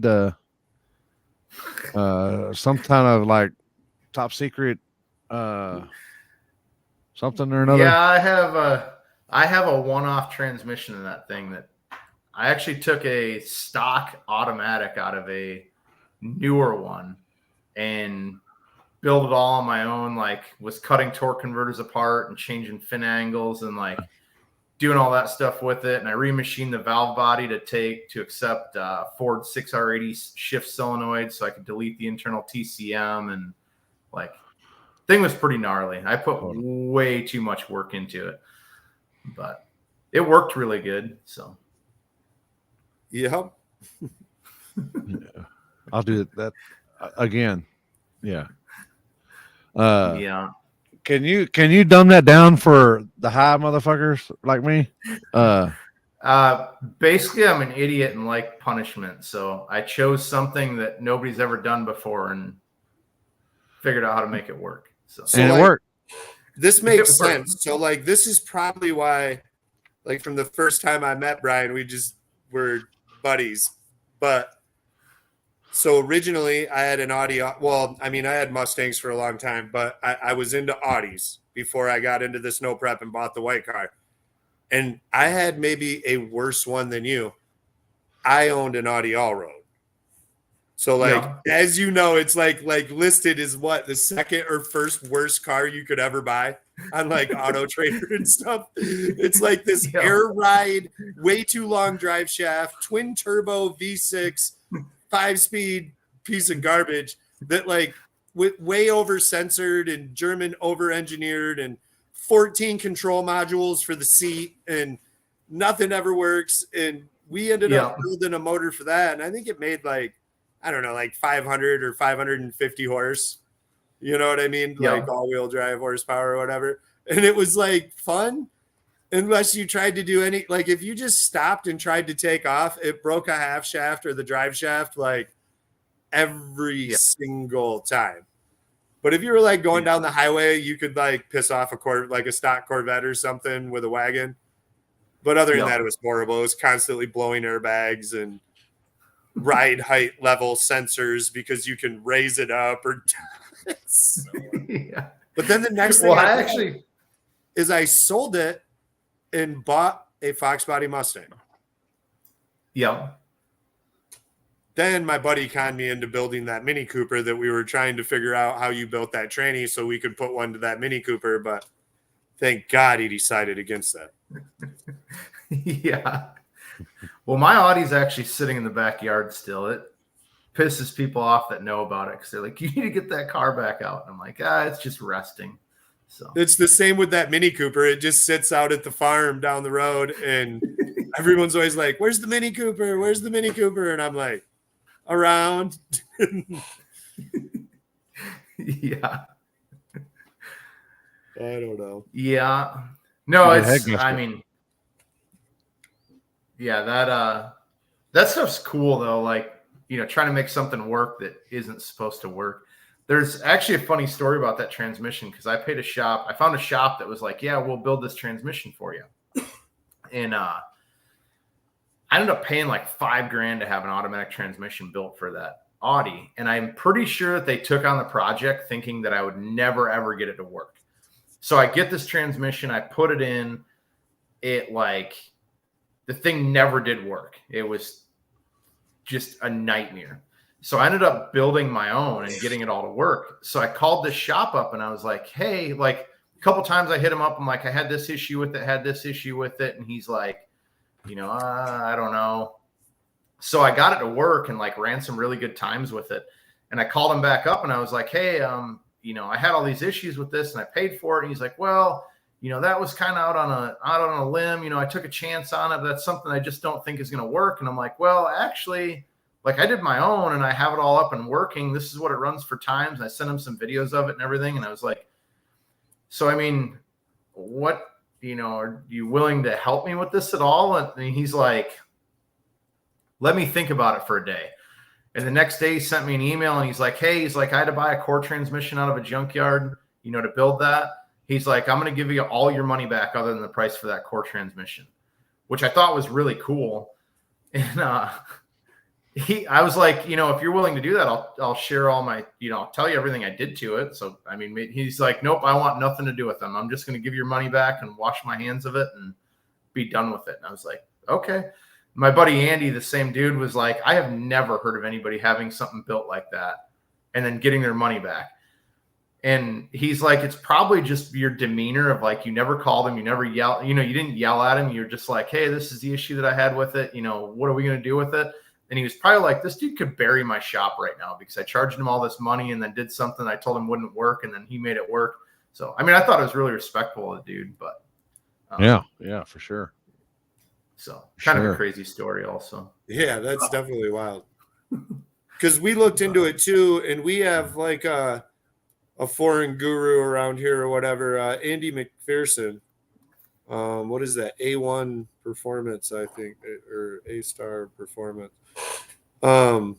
Andy's super good like that, and that's what he was doing. We were going to take an Audi like 2.0 transmission, one of the sequential ones, a certain year, certain one, and they were changing out all these shift noids, and we were going to build a adapter plate so that you could mate it to the mini block, and then it was having like a dual, one of those dual whatever clutches and all that fucking shit. And we just ended up, what happened, honestly, is we started paying for some of this. And then the guy who makes the adapter plate is from Ukraine. And we called him, we talked to him. The next week we called him to like pay him and had decided we're going to do it. And that week was when this war started. And he never answered the phone again. So we were like, all right, well, so that we gave up. A-Star, there you go. Thanks for catching that, Mark. Yeah,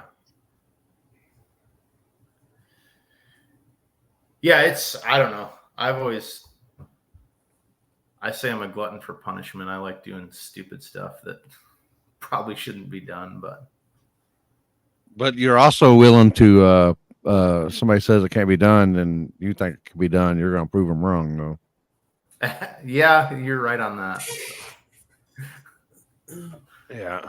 Uh-oh. Yo.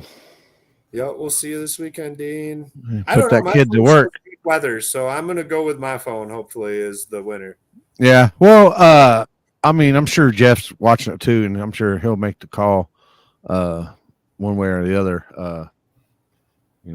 He just called me a second ago. I didn't answer, but he needs to know what Mondays are. It's a smoke show. I'll smoke to that. I called him like right before we went. Let me guess. He didn't answer. No, but I expected him not to. How do you know that? Like I was telling you guys, I was going to ask him what his feeling was on the no shipping information yet and see if he had like an opinion on it. Yeah. But let's be honest, it'd be just an opinion. You need to just move that fuel pump up front and get rid of the cable. No, dude, I will not run a tank up front. I hate it. Fucking hate it. I hate tanks up front. I like my tank in the back. Yeah. But you're right. That cable, though, for the record, that cable was on 3 different cars and ran for almost 4 years. So, and I owned it. And I am horrible with everything, as you know. So I felt like that cable was not that bad. It didn't owe you anything. Yeah. We probably owed it. I just did a mechanical fuel pump on mine because I had electric ones all. So you have a tank up front now? Yeah, I put a tank up front. Did mine up front, so. But I had to come up with a different way to fill it because I don't want to take my hood off, that grudge style. But grudge, so I did grudge racer, grudge. Well, we don't care. We run without a front end if we have to, or if we broke it. But I thought it was funny. I've hit the front on my car twice. In both my crashes, it went right into the front. And I just feel like it's instantly going to catch my car on fire. As soon as I hit, I'm going up in flames. Or if this decides to leak, which I'm sure you've witnessed like I have, and I don't know if you have, but I have experienced, those fucking aluminum cells will randomly just all of a sudden fucking crack for no fucking reason and start leaking. I don't want it to do it and get in my tire. So like as much as I can put to the back, the better. Just the only downfall of that is that fucking cable. Yeah. I weighed out both options and I was like, I've seen enough cables break without me having one that I was like, I think I'm going to risk it and do a front mounted one. But I mean, if Milwaukee sends me like a ton of new batteries and their prototype, even better drill, like maybe I don't got to care about the cable anymore. I just got to pack, like we'll make a permanent mount. So if the cable, Milwaukee just needs to make like a battery operated one with like a remote on off switch that you can just turn it on, swap out the battery every time. Yeah. Like, or if the fuel pressure drops to 60, turn on like some sort of separate drive with a chain off it. Yeah. There's so, like, just a belt back over there. Yeah. There you go, Milwaukee. Make that the spur gear on there. Yeah. I don't know. We'll fucking try something. Just like you said, we'll take something that's not supposed to work and give it a go because I don't know. That shit's fun. Like you said, it's way fun. But like you probably grew up like me without a ton of money. So the one dirt bike we had in the neighborhood, we had to figure out how to keep it running, like whatever it took, because once it quit, no one was going to fix it. So dude, I grew up poor. I'm still poor sometimes. Like when I went to Dig or Die for the Christmas Clash in, 22, right after I wrecked my Fox body. Like I wrecked my Fox body and blew my truck up the same day. So I wrecked my Fox body and my truck blew up on the way home. So I got everything. That loudest Dodge you got? It's a Ford with a Cummins in it. I mean, that's a Ford. The Ford, right? Yeah, the Ford with the Cummins. That's right. I knew it was one of the two. I knew it was loud. I love that too. So I got that thing put back together, and I wanted to go to Dig or Die, but I didn't have money for fuel. So I have that tow rig set up so it'll run on waste oil. So I took and filled the 100-gallon tank that I have in the back of it with waste oil, and then put another 55-gallon drum of waste oil in there. And my buddy Chris and I drove to Dig or Die and raced down there, and we were running mostly waste oil. On the way back, we got a bad batch of oil that decided to plug the injectors up. So we're on the side of the road, like in a truck stop, pulling the injectors out, wire brushing the end of them off clean and putting them back in. So there are times I'm still poor and got to do some dumb stuff. I remember when I was we was at KD, and I was at that hotel that they shit on my hood of my car. Red Roof Inn. I'll say it. And I'm sitting out there smoking, and I hear this, and I'm like, I think it's a truck coming down the highway with Jake brakes on. Yeah.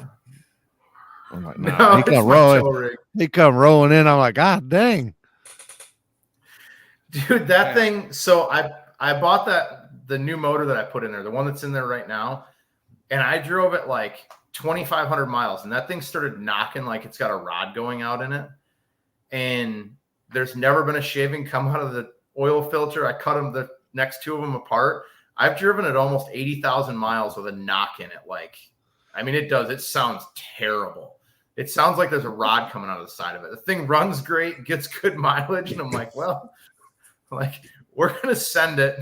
It's eventually I'll figure out what the problem is, but no, we pull my trailer all over the place with it, and that thing. Yeah, he I don't come know. rolling I in. still I'm don't like, know. good Lord, that thing ain't gonna make it. Oh my It sounds dude, terrible. that I'll be the comment first right to- there, dude. So like, let me show I'm you good. this sweet chair. Somebody asked if that was fucking your chair broke, and I started looking. I was like, So like that chair is held together with a ratchet strap. Like it's been broke. God, I don't even think we owned it that long. I went and bought one brand new because the other one, like Big Matt was sitting in it and it just and we all got a good laugh. And so I went and bought a brand new one and like I don't know what happened, but it like broke instantly. So like we ratchet strapped it, and for whatever reason, it slowly keeps like leaning this way. But it's been this way for like 2 years, so we're just gonna keep rocking. I'm laughing because downstairs in my shop, I have a computer chair that's the exact same way. It's broke with a ratchet strap holding it together. Yes, once again, see, Audi, Fox body, ratchet strap. Like it just keeps going. Like next year, watch out. I'll be tuning for fucking Triumph. There you go. We'll be having battles there too. Or Ducati, are they actually making one, or is that kind of just like? They're supposed to be. I don't know anything official, but it's kind of crazy because I took if you pay attention to Benny's starts, Benny's been getting like his whole career. He said he's never been good at starts, and in the off week, I flew to Oklahoma and did some start stuff with him, and I added some of the stuff I learned from the car world into the dirt bike world, and every one of his starts has been like top 5 since we put this stuff in there. And he says that I changed his life with it. And it's just gnarly because like, there's certain things in the motorcycle world that's so advanced, but then there's things that are so far behind. And then I look at the car world and it's the same way. Like certain aspects are so far ahead. And then other aspects are like, I feel like they're way behind other things.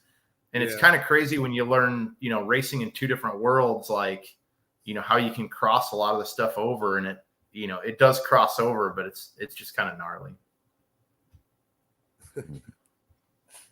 So, Yeah, everyone. So it's on that chair. If you could go back in time throughout your anytime, what's the question? Would you change anything? If you could change one thing. Would you go? Is there a different time in your life you'd rather live? Like, how people say all the time, I wish to God I could be a kid again, or I wish to God I could be 21 again, or I wish to God. Is there a time, or are you liking right now? You want to go back? What would you do? I mean, I'm not a big one to dwell on the past. I mean, I'm all about moving forward, but if I could go back to a time to enjoy again more for what it was, it would be back in the day racing out of that van. Like we had, looking back on it, like that was so much fun. And it was, like I said earlier, it was one of those times that when you were doing it, it's like, man, this is brutal. But, you look back on it, it's like, I would go back and do that again. So, But the other thing that I would do is I would go back to that time and I would take what I know now about no prep cars and build it back then. 'Cause you'd be light years ahead of where, if you took the technology now and went back 10 years ago with it, you'd be killing it. So or even if you just go back 5 years with what you know now, and just keep improving on what we know now up till now while everyone else plays catch up, and go full beater bomb or hate tank, where like you get done with a run and pull right up into the trailer and shut the door, and don't let anyone see anything. Cover the car at all costs and just bank. Just like literally house every event that's ever done. That'd be pretty sweet. But what's crazy is you think about that, and that's what those guys knew, back then that we're all catching up on. So, but essentially, like I said, you'd just go back and be Keith Sasbo.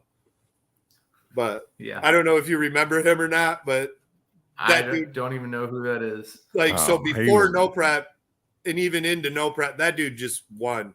That's all I could say. Really? Like that dude, if he showed up, Yeah, he could if he enter showed up, any yeah. class there was, and he won. Like, Yeah, he had like at least a second on everybody back in the day. Wow. yeah, like yes, like he actually had a couple years there where like whatever he was figured out was so far ahead of everyone else that it was embarrassing, to be honest. Like, it was that bad.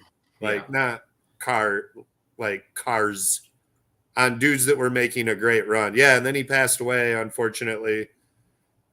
But right up to that point, man, there was nothing touching that guy, man. That guy was so fast.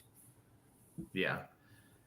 It's gnarly how you get that. You know, you'll get people who figure that out like way ahead of their time, and it's, you know, then everything kind of catches up. But it's just crazy. You think about it, like how they came up with that and got to that point way ahead of everybody. So, well, I mean, right now, obviously, like Jet has a little something figured out the other guys don't. Yeah. And honestly, watching myself, it's probably more just he makes the exact right decision at the right time for the whole race.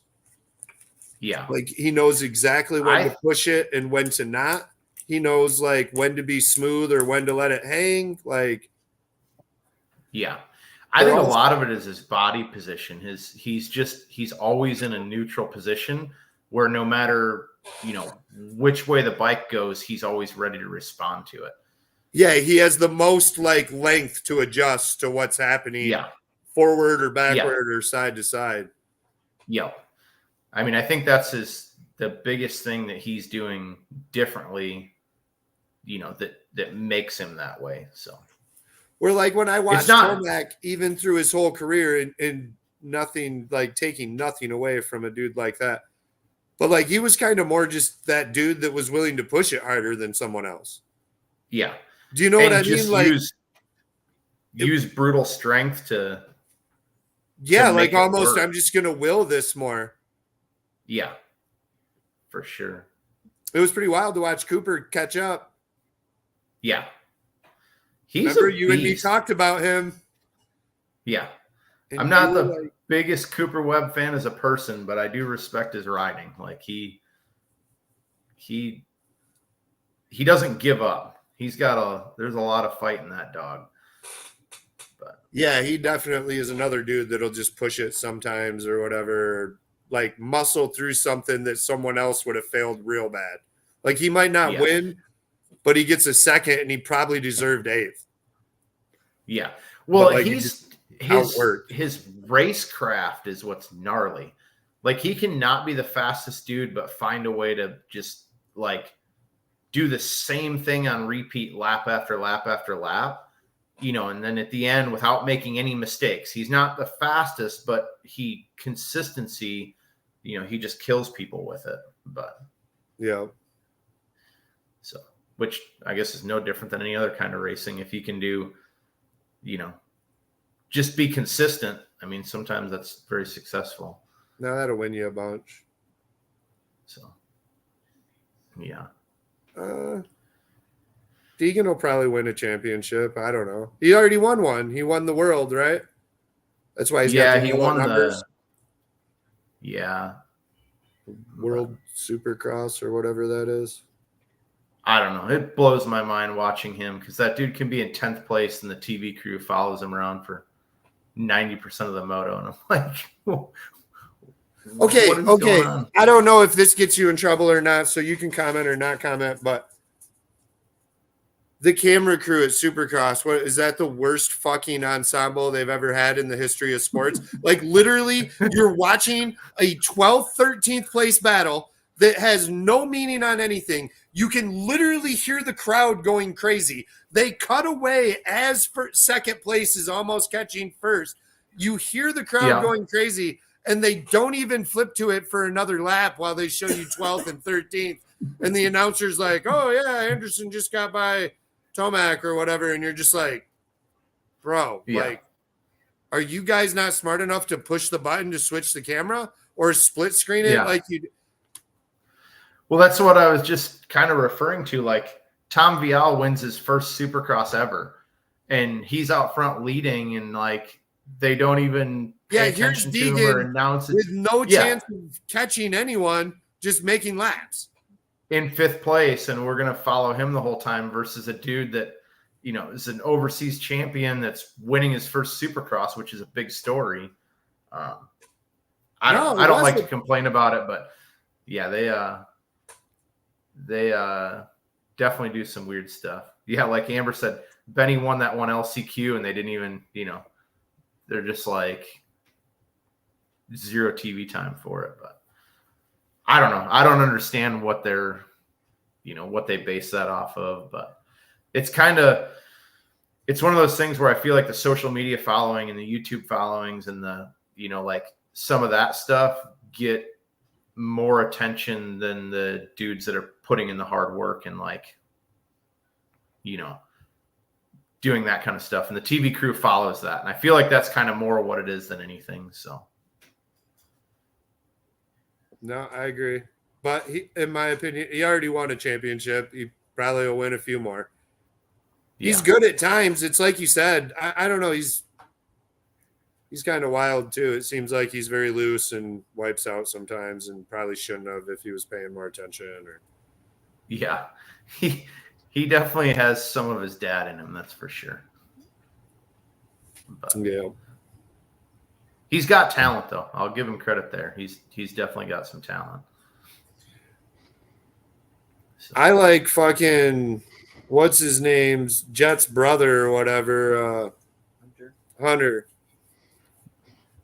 I don't know. Yeah. I feel like he has like the most attitude like I do. He just never like is shitty and says funny things now and then. And I just relate with him probably more than any other rider. Yeah. Like he seems really, really cool. Jet seems like he's trying too hard right now. But I will say with his age, with the amount of pressure he has on him and the light on him and stuff. Yeah. I'll cut him a pass for some of the whiny shit he said or whatever. Yeah. Well, and I think he caught a ton of flack from that whole Anderson deal at that mud race. I think that kind of changed his, you know, changed him as like interviews and like that kind of stuff also. But that's part of, you know, you got to remember like he's young, like they're going to do stupid things and make mistakes. And that's like what I say about Billy all the time. Like Billy Hoskins, and this is, you know, more 5 years ago. He's older now, so like no wonder he's a cool dude. But way back when he was young and we were first doing this with him, I just couldn't believe how well that dude carried himself, because all I could think of is me at that age. And if I was as good at him in the sport with the shit talking some of us do, so oh my God. Like no one would like me. Not one fucking person would like me. Like everyone would be like, that dude sucks. And he does so well. Like I always tell people, like that kid did so well and carries himself so fucking well with so much attention on him. Dude, that kid could raffle off his toilet water and people would buy it. I'm just saying. I mean, dude, we're doing definitely true. We're doing $10 a sample package. Yeah. You know, you get 16 ounces of my toilet water. We're going 50 spots at $50 a spot, and it'll fucking sell out in like 3 minutes. I'll tell you what, I do like how everyone's new deal is buy product off us. We will take every dollar you spend with us and put a token into a thing to win this thing. That is so much better to me than a like regular waffle. Yeah. You know what I mean? Because you get something for it. Like me giving you $25 for the shirt, at least I got a cool t-shirt. You know what I mean? Yeah, and you got a chance to win something cool. Or like Tin Soldiers, you know, I needed control arms, or I needed, you know, a rear end built or whatever, you know, like you got that many tickets into the thing to win something. I needed it anyway, you know, like I would donate to those way before the other ones. Like that, I like that new trend. Like, I think that's smart. Yeah. They did Billy's lifts, and they never did ask for a discount or whatever, anything. But Dean and I'm sure him and Avajet probably did their lifts. Billy is just never done. I mean, we've raced with him a lot because he's from Ohio. 5 or 6 years now, 5-6 years now, and like I can't tell you one time that Billy himself has done anything, like ever said. And he has blue collar like going at him relentlessly, nonstop. Like it's just amazing how well he carries himself. Like, this day and age, people are more worried about hate instead of fucking helping people out. This day and age, Well, I mean, me personally, whatever your opinion is about him or whatever, at least from my point of view, like, dude, what would be doper, Brian? Would you like to just buy cars, build cars, waffle off cars, make videos of you racing cars, constantly testing cars for a living and making good money doing it? Like, I'll do that right now. Like, I would love to do that. Like, if you're got a problem with him, you got to be hating, in my opinion. Like, that sounds like the coolest fucking shit to do in the world right now, at least in my time of life. Like, Brian's, at one time I might have wanted to do motocross more than race cars or whatever. But like at this particular time, I don't know what would be cooler than shooting videos here and there and racing my car all over the country for a living and building cool cars in my garage, racing them on a video and selling them or what, like selling shirts and everything else. I don't know. I think that sounds awesome to me. Been a good dude too. Yeah, it'd definitely be cool to do. I don't know about making the videos. I have a hard time doing a Facebook post anymore, but no, I'm with you on like, I don't always want to do videos or whatever. I mean, obviously we don't, but I don't, man, dude, like if I really thought it'd be rad for sure and live his life, like take off like he did, which I don't think I can, like miss the boat or whatever. But like, if I thought I could, I would. As much as I don't like doing it, I would do that over roofing a house or, over shooting a wedding.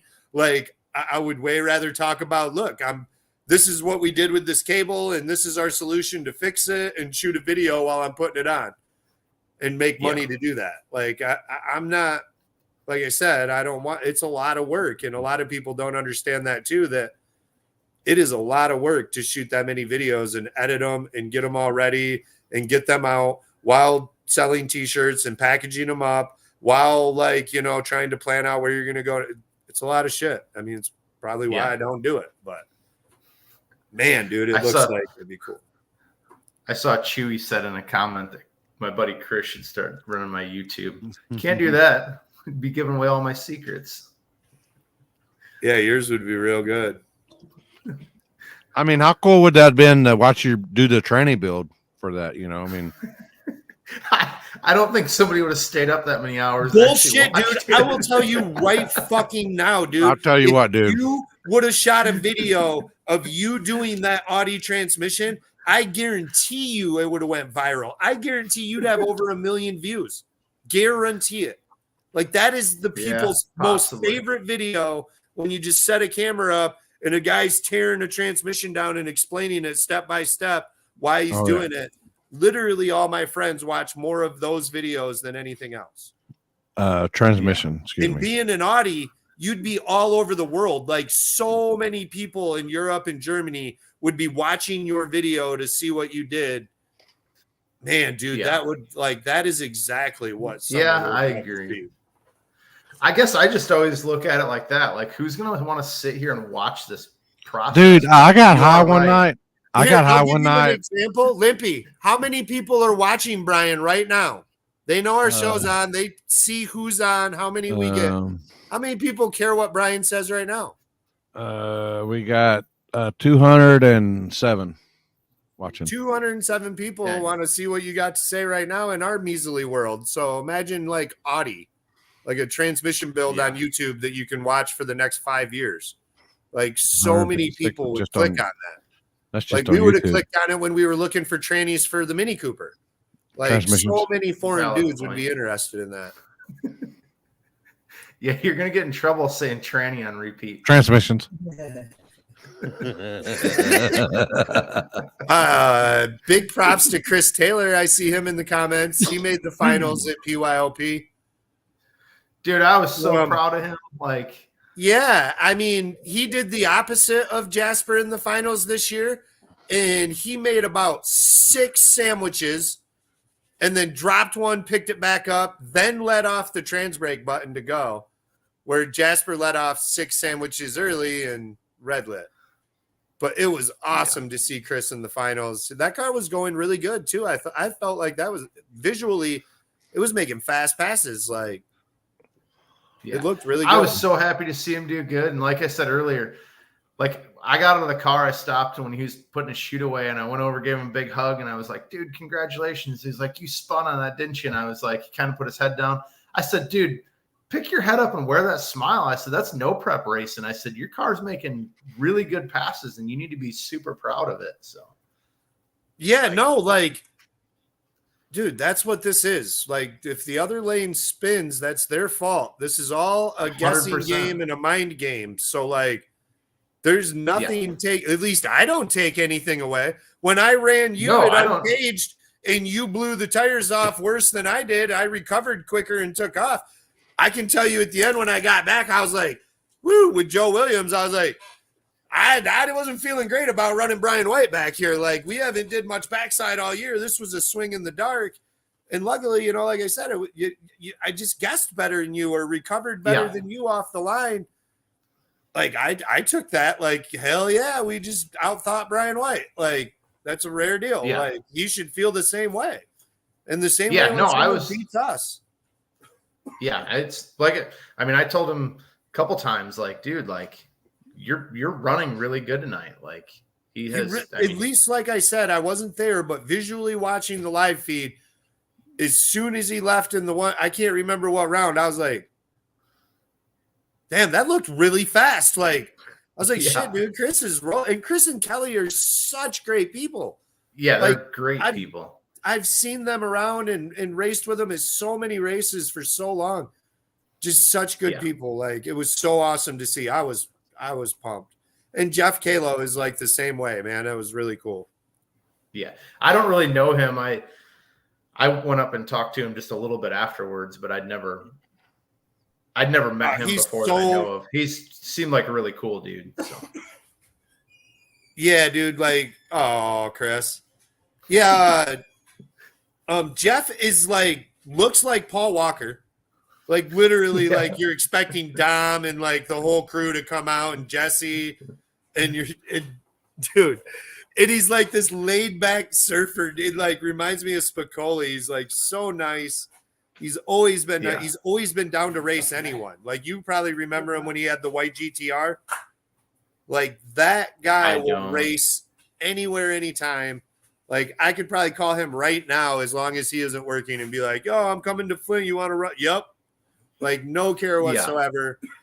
He's a really good guy, man. It was really cool. And he's been racing for a long time, a lot of years with all of us. It was just really cool. Like, you could hear Johnny on the line after he won, like, oh my fucking God, I can't believe, like, you know, like, that's awesome. Yeah. That stuff's so cool to see, like, people do shit like that, man. Like, it was sweet. Well, it's somebody said he wounded his motor in the final there. And I was looking I lost the cap off my fuel cell, and I was looking for it before I left, and I found an LS balancer bolt on the return road. And I was like, oh, dang, someone's going to need that. And I went up, and someone told me that Jeff might have wounded his motor in the final, and I went up and was like, hey, this didn't fall off of yours, did it? And he was like, no, but that's why, I mean, I kind of met him there, but I thought, I don't know who lost a balancer bolt, but if you were at Milan and have an LS, check your balancer because there was a bolt in the return road. So. Damn it. I don't know. That's a rough bolt to lose. That's a rough bolt to lose. Like, because if a balancer comes off when you're on the line, that's not going to be good. So. No, didn't that happen like at Texas or somewhere like a couple years ago? And it like messed up one of the spectators' face, like caught him in the face. Like, guy was running a stock fucking balancer on a 1,200 horse, 1,500 horse motor, like doing a burnout in the line, and of course it shredded to pieces. Yeah, and come flying out the hood or the fender or something. I remember that. Yeah, definitely not good. I forget what race we were at. There's a car in front of me on the line that the balancer came off of, and they picked up all the pieces and raced it without a balancer. But yeah, What? tearing up his chips. What is he talking about? For real? Did you read that? The train Oh, what? operator thing? Where is it at? What are you talking about? Did y'all hear about the train mechanic who found a 1/2-inch Milwaukee in the train oil pan? I did see that. What is he So they talking hold, about, like, Brian?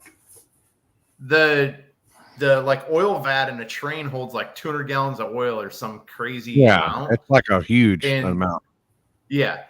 A mechanic drained it and found a Milwaukee impact in the oil vat and threw a new battery in it, and it works still. Yes. Milwaukee. I hope they're watching. They said they were watching tonight, so they better be watching, or they better at least go back and watch this and see how much we jocked Milwaukee through this whole entire. Yeah, so it like I saw a could use video some of it. wood tools. Limpy could use some wood tools too. Some wood Yeah. cordless. Dude, I at least need a drill. Send me a drill and a battery, so if I run into this again, at least I'm like Milwaukee ready. I ain't got to run through the pits and try to find Brian and hope he's there with a Milwaukee, because we already know the Ryobi will not work. So, You know, it's probably one of my favorite Milwaukee tools that I have. I bought one of the M12 soldering irons. yeah, I build all the harnesses for all these betas because we have to do, change the harness to run the ECU that we do. So I have to build all of them. And that thing's awesome because it sits on the battery, where like a normal soldering iron, you have to plug it in, have all the cords wrapped up when you're trying to do a harness. Like, it's just a battery operated one. That thing is awesome. If you do any soldering, I would definitely recommend one of them. Yeah, because you do pretty much everything, right? You do like wiring, you do engine, you do pretty much everything. well, if he did that Audi transmission, did you make the board? You look like you soldered. Yeah. Yeah, you got to modify like the computer board on the tranny and shit. It's Well, wild. I actually deleted the whole internal one. Oh, and that's I right. made my That's own. right. That's why we were like, that was the information off you. That So have we you- needed the most. Have you ever seen like the DIY, like, I forget what company it was, but it's like a DIY board that you buy the board, then you solder all the pieces on it with the processor and everything. I made my own trans controller for it. Yeah, It's like DIY Tune or something. You can order a board and then you can make it specific, basically your own standalone for whatever you're trying to do. That's what I did to control it. And that's what we were going through with Andy, A-Star Performance. Like, he was going to do the same thing for us after we talked to you. And that's how we were going to make that work in the Mini. But yeah, Limpy, as far as my car, like, I do 100% of my car in-house.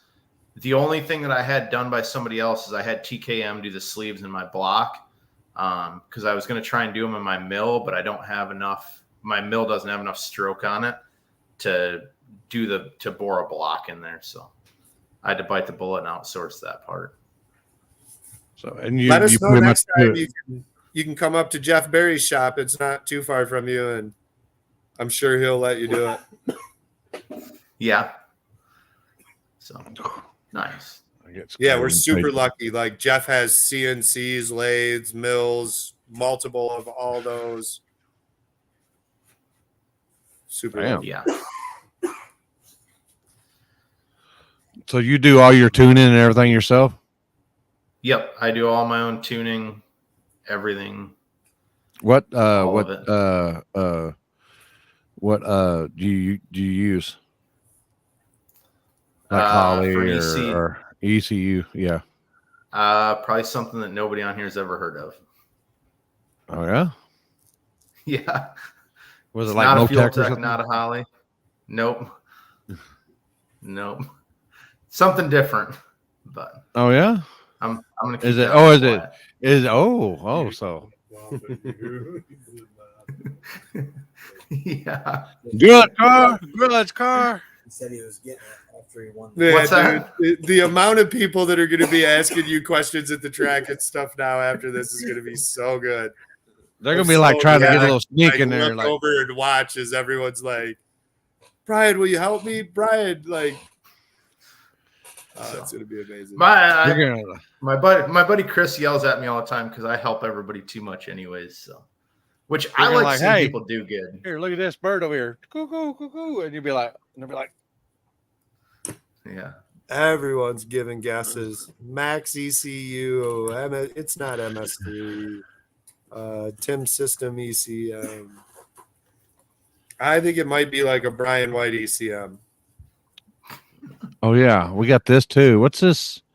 Look at this. How Damn. y'all can't read that, but dream job right there. Look at that. You know, it's actually funny. So the dude on the right side there, Taylor Muto.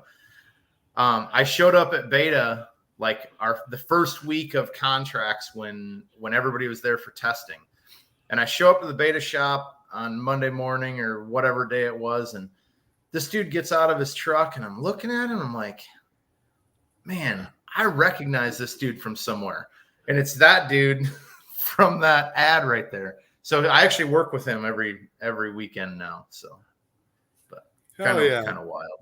What a small world. So, You'll have to show him this part where he ended up on here in the magazine killing it. Yeah. Well, that's actually hanging on our refrigerator here. So I've seen it.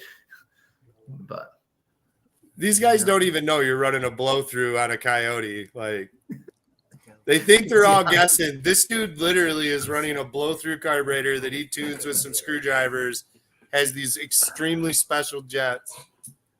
Be quiet, Jasper. You're And it letting secrets rolls. out. Like, I'll just help you guys all out right now. You don't want to change jets in the middle of New Jersey, or is it New Jersey or New York, or where is it at?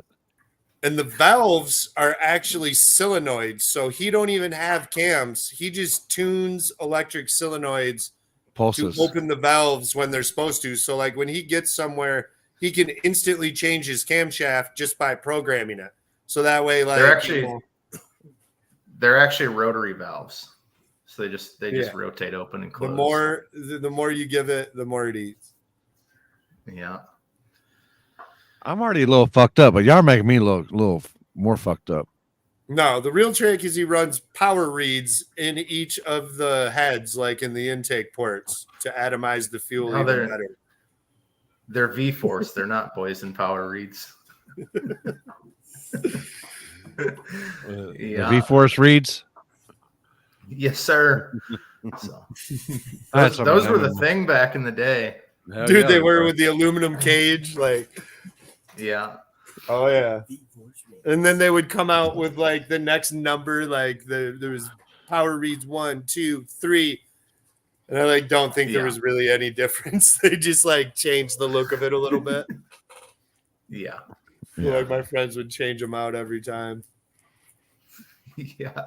It was like huge in snowmobiling too. Like we used to do a ton of drag sleds with like price motors in them and stuff, but snowmobiling died with winter. Yeah. I broke my left wrist on a snowmobile. That one's just about as bad as my right wrist. These things are terrible. They go that far backwards and they go that far forwards. That's all that they move. And they're stuck. Thank God you weren't gay jerking dudes off. You'd be fucked. But they won't even go straight with my arms. They stay crooked. You better get glad you didn't go to the pen. You could have got, they call that'd be a lockjaw within the pen, Yeah. Yeah, they're brutal. They don't move very much, but no kung fu grip. Oh no. Oh. That's one for that. Yeah, I broke my right one in gym class, and a doctor put the wrong screw in it and put it right through the middle of the vein and killed half the bone. Yeah. Should have probably just walked that one off then, huh? Yeah, should have definitely walked that one off. would have been better off that way. I don't know. My knee nowadays, this is probably showing my age some, but like randomly, my right knee will just not want to work. And it'll only do it for like 3 hours, but it like actually hurts to just try and walk. And then it'll go away. I have no clue what it is. Probably just like bone fragments floating around that get in the wrong spot for a while. I didn't want to ask it, but since Hannah was asking, you know, You don't want me to tell you. you got to learn to be a switch hitter back in the day, huh? It's like a stranger every time. No, dude, this dude rode motocross. He didn't have to jack off. He had chicks like just lined up. Yeah, That's how all the motocrossers are. They're so badass they don't even like have to jack off. Yeah. They're not like the rest of us peasants. what was the other question we got to ask him? Usually we make them tell a story that has nothing to do with racing, but Brian's done so well with that tonight that I just don't even want to try to make him do another one. Like he just killed it. Yeah. And About what was it? Well, I forgot what the question was. usually we ask him give us a non-race related story. You know, like you getting in trouble as a kid, or you know what I mean. Like this one time you and your friends made this bomb and it went off and derailed the train, and we never told anyone. And you know, it's just something crazy, but. You don't want to get into those stories. No, everyone wants you to get into those stories. Those are the best stories. Either that or just let them know what ECU you run. Yeah. We'll keep that one a secret. So Amber says the paintballs. Oh, So she picked one for you. yeah. So when we were in high school, we got into paintballing, and oh, that's a good one too. Wow. So we got into paintballing when we were in high school, and my cousins had this abandoned cheese factory down by their house, and somehow we figured out the code to the front door. So we could just walk up to this old cheese factory and just punch the code in the front door and open it up and walk right in. I think we just guessed at it one night and figured it out. So we started paintballing in this like city block sized old abandoned cheese factory, and like it ruined paintballing anywhere else because like all the vats were still in there from like the whey and all that stuff. So you had like, you know, we got up into the ceiling and like knocked some tiles out. So we would play like capture the flag in there, and then it had like all the offices. So it was like a, you know, almost like some kind of a video game, but you were playing paintball in there. And we'd take like every Friday night, we'd take like a whole bunch of us and we'd go over there and go paintballing in there. And the cops started questioning, like they went to sell it and they went in there and realized that somebody had been in there paintballing, and like we set off all the fire extinguishers in there because like, you know, you're paintballing, you'd set off a fire extinguisher, and like our one buddy would stand up with a light all the time and you could, you know, then shoot him. And so they went in there and like, this place is not like, we didn't really ruin it, but we just made a mess in there. And my cousin probably going to paint it before anyway. So, I mean, yeah. Well, my cousin at the time was younger, and like he told some people at school about it, and then rumor got back. And so me and my buddy Zach were on like a co-op program working at the motorcycle shop. And this detective shows up at the motorcycle shop and is like, you know, pulls one of us in, is questioning us about it. And we're like, no, never been in the place, never heard anything of it. And pulls the other one in, finally pulls both of us in there and is like yelling at us because my cousin already ratted us out and everything. So we were supposed to go clean this place up, and we never heard anything of it. Like the detective, you know, told everybody that we were all responsible for it, never heard anything of it. And my cousin, the one that kind of told on us, ended up buying a place right behind it.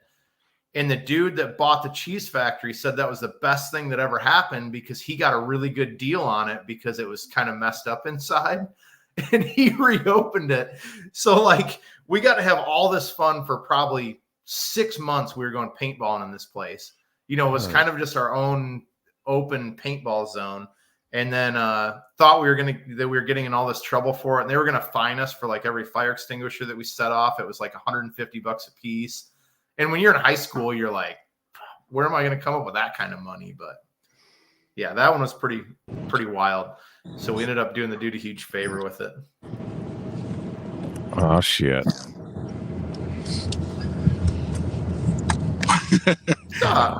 What's happening, fellas? How you doing, Brian? Good. How are you, sir? Oh, I'm all right.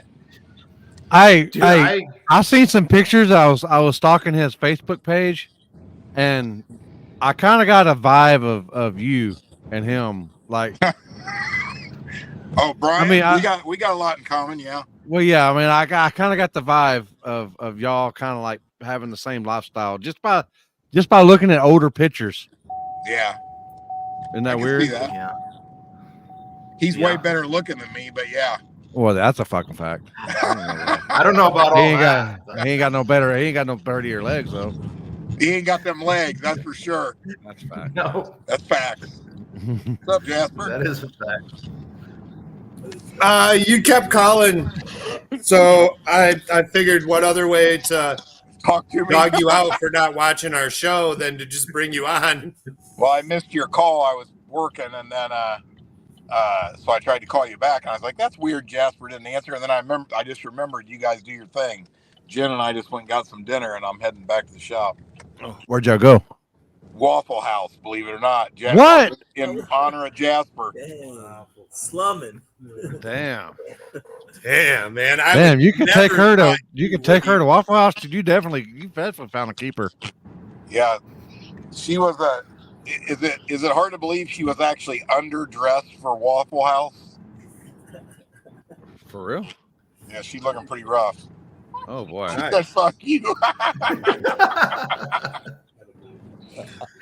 Rude. Oh. What y'all been talking about tonight? Brian and his I had to you know how smart this guy is down here. Uh-huh. He built the fucking transmission for his Audi and what'd you do? You bypassed the ignition or the computer or the brain and Delete the internal TCM in it and made my own trans controller for it. yeah, that right there. Yeah, that's way over my head. Yeah. I say all the time I'm just a hillbilly that had to learn how to do shit because I didn't have any money to pay anybody to do it. So Yeah, it'd be like that sometimes. yeah. Yeah. We do a lot of stuff. I do a lot of stuff, but I don't. Electronics is not my strong point. That's for sure. That's right here. Facts. Bye. Forgot to close it. Oh. Yeah. Yeah. Oh boy. Oh boy. Ugh. Did you get your cable, Jasper?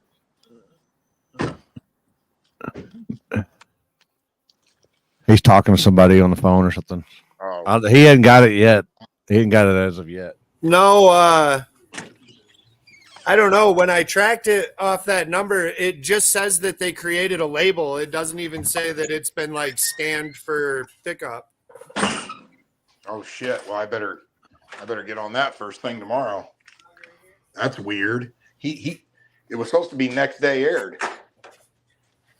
Yeah, I don't know. And it might be like I was talking with Brian and Limpy earlier. Like I've got things before that said that and showed up and never ever got updated to anything until it dropped off. And then all of them were like updated at once. Hey, look what I've been working on, fellas.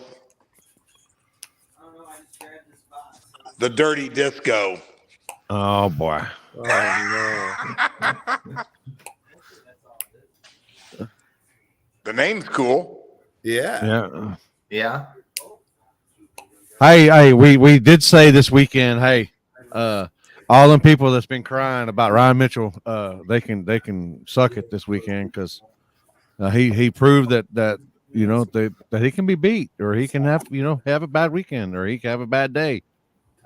Yeah, I mean, It's part of it. He didn't even really have a bad weekend. Really, just I mean, he had to pedal it one time and drove around. That's That's part of it. It's part That's of racing. it. It happens. I mean, I think it's funny because I hate to say it when I'm right, but I've been saying this when we talk for over a year. You know what I mean? Like, people underestimate themselves and whether they can be competitive or not. You know what I mean? Like, it's hard for them really fast cars to I mean, for guys that are going 460s, 470s consistently to do it 6-7 rounds in a row. It's very hard. Yeah. You know? I mean, at the end of the day, we're all on the same tire. Yeah. Yeah, but I mean, don't get me wrong. I mean, I think if Ryan doesn't have to pedal it there, I mean, things probably would have been different. But hey, if it was easy, everybody'd do it. You know, he still was flying, you know. Oh yeah, but you know, I seen the video where it looked like he drifted and he had to pedal it, but you know, that's just the way it is. Part of it. Oh yeah, yeah. And you know what? I racing people. I didn't talk to him at that race, but I'm sure that Ryan loaded it up and he's already thinking about the next race. I mean, he ain't sweating it. You know what I mean? That's just how he is. He's been racing long enough. He knows he ain't going to win every single race. You know? Oh, but everybody in the world thinks different of that. Yeah. Hey, I mean, good for Charles Corriere too. I mean, that's pretty cool. I mean, out of everybody there, I would say this: him and Jarrett were probably the two people that thought they had a chance to win, and they did. Right? That's pretty cool, actually. Mm-hmm. I mean, he made a pass in the finals for sure. How you feeling about this weekend? I don't know.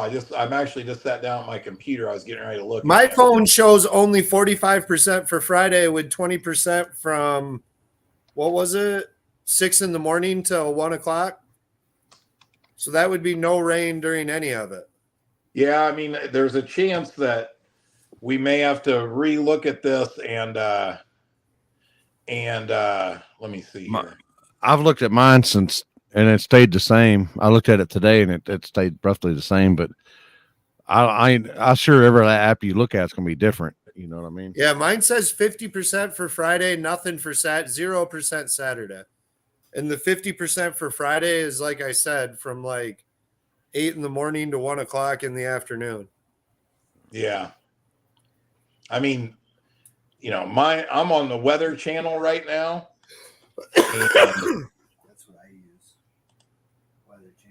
What the fuck? What's that saying?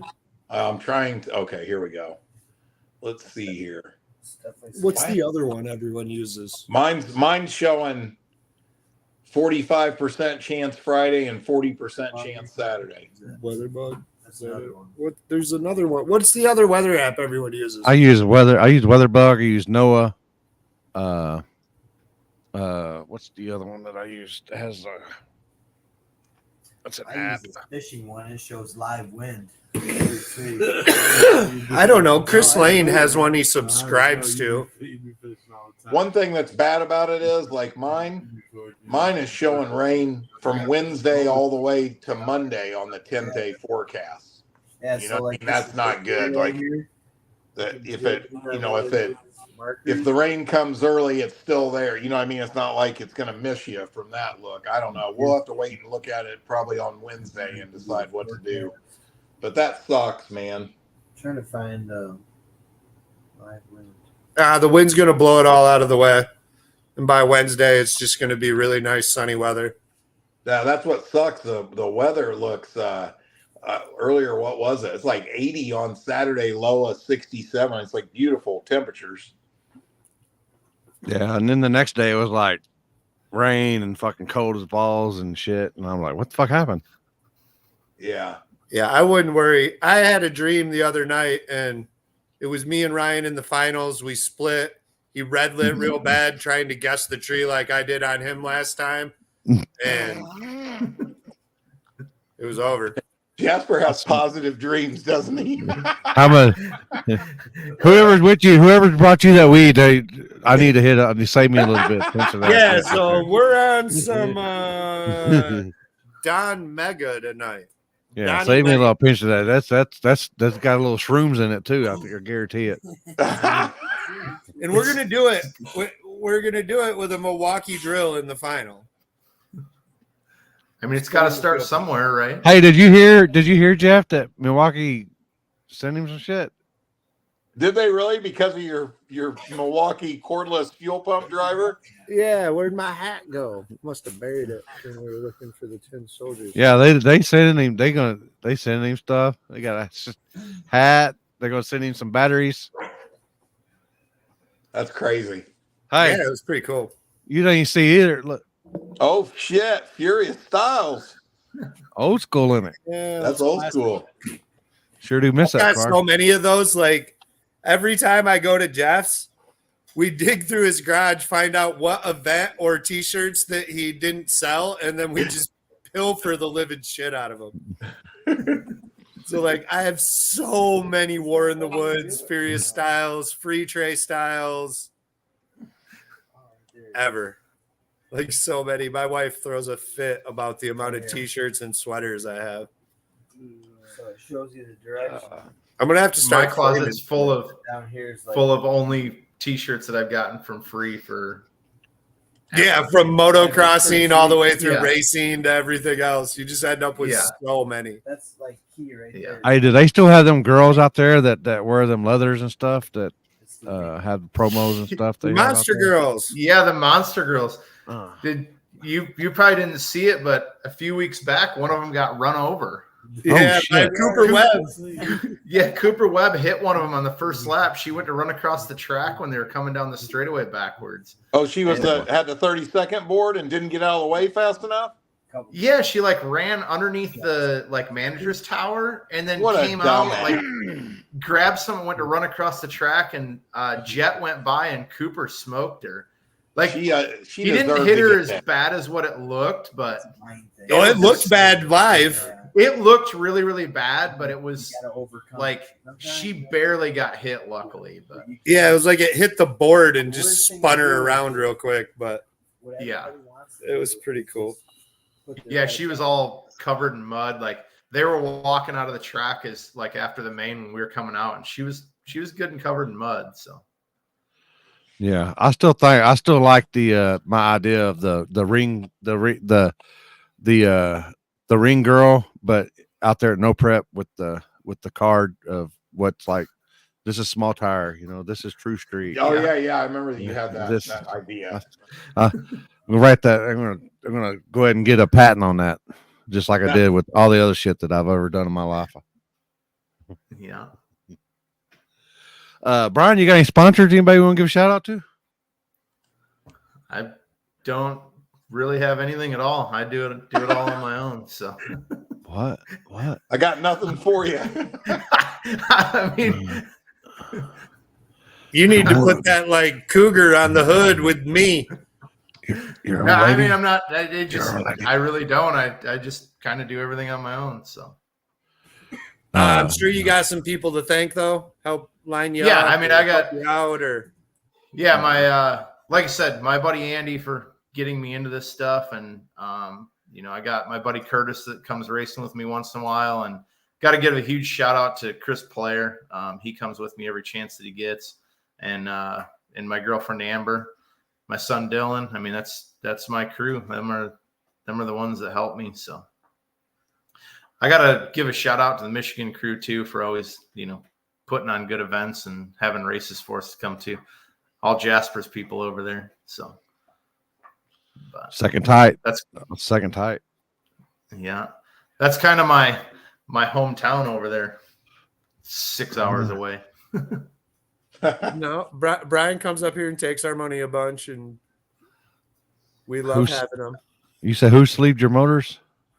TKM did, but I paid full price for that. So, but they did a good job on it. It's Yeah, they seem to be really good at what they do. yeah.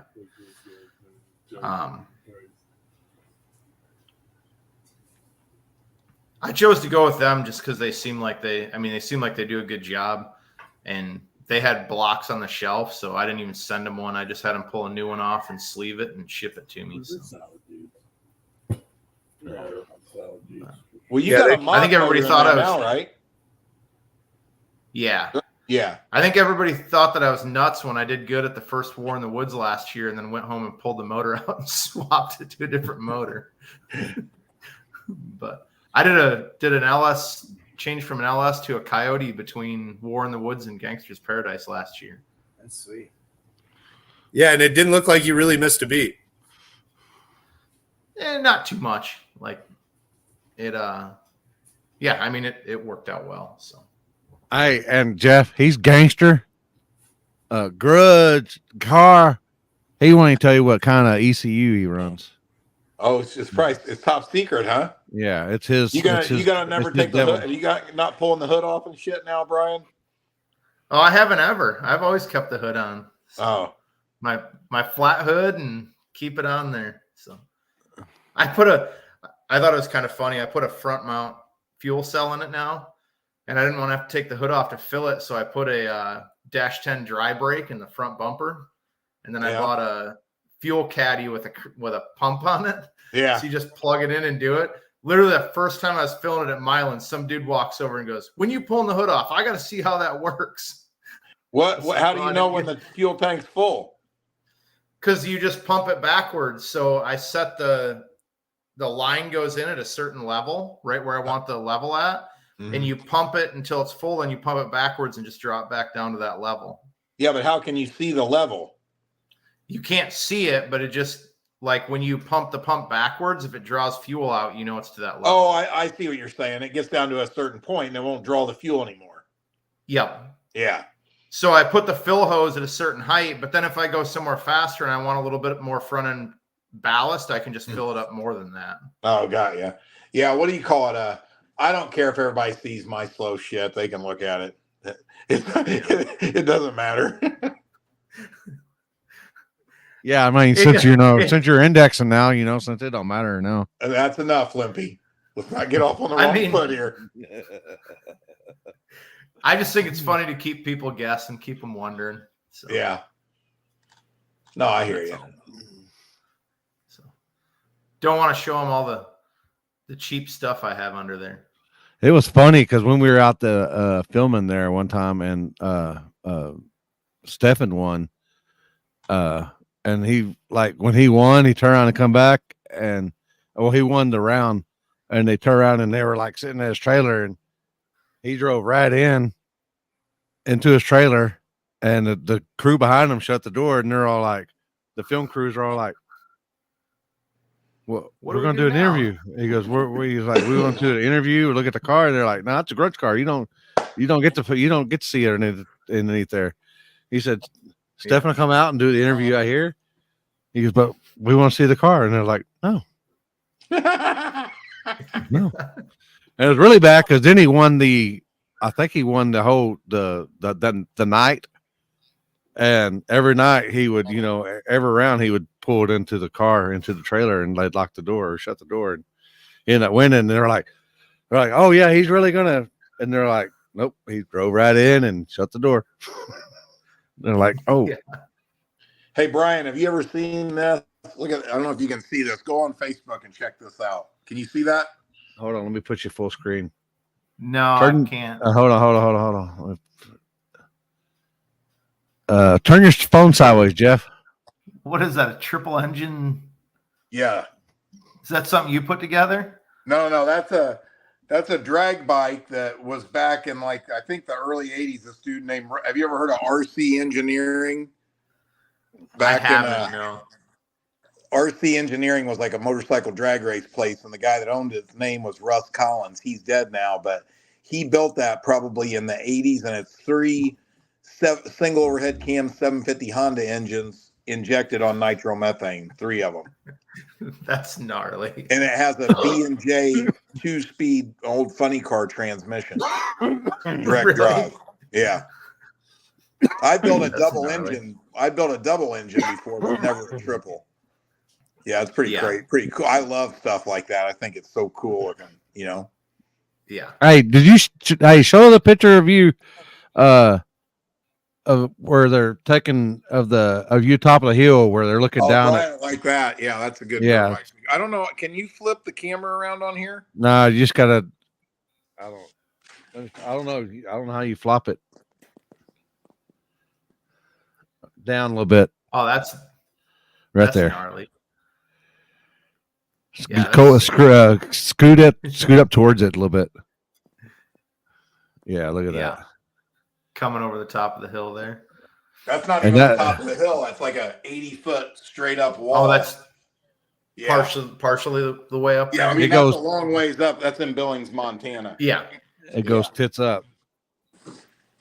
Yeah, see, Brian, here you go. Like here's one. Can you see that one? Yep. Oh yeah.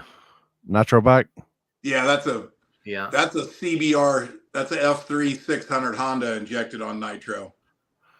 Okay. Those things run good anyways, so I'm sure on nitro that thing really. Oh man, they're crazy sounding. Yeah. Yeah. What were you spinning that thing to? RPM wise? You know, I don't know for sure, but probably 12.5, I would say. Yeah.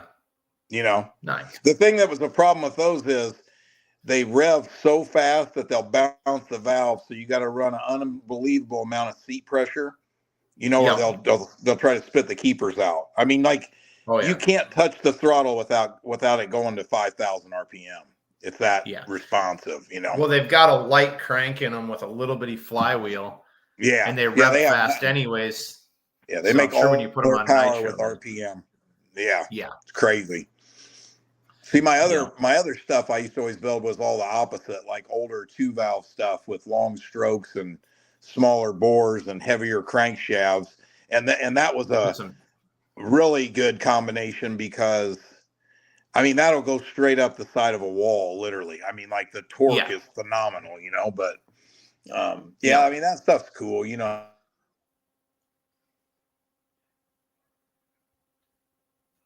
Oh, is it me? No, I think it's okay. Somebody's froze. That's Jeff. I was like, is it me? Because my fucking internet's been fucking acting stupid all day. Oh, there it is. There he is. So I don't know. No, I'm doing all the supercrosses. So I took last weekend off to race, but I got to go back to work this week. So where's the supercross at this weekend? It's in Pennsylvania. Man, I don't even remember. Philadelphia. Yeah. Do you fly there or do you drive everywhere? Yeah, I fly out every Thursday and fly back every Sunday. So okay.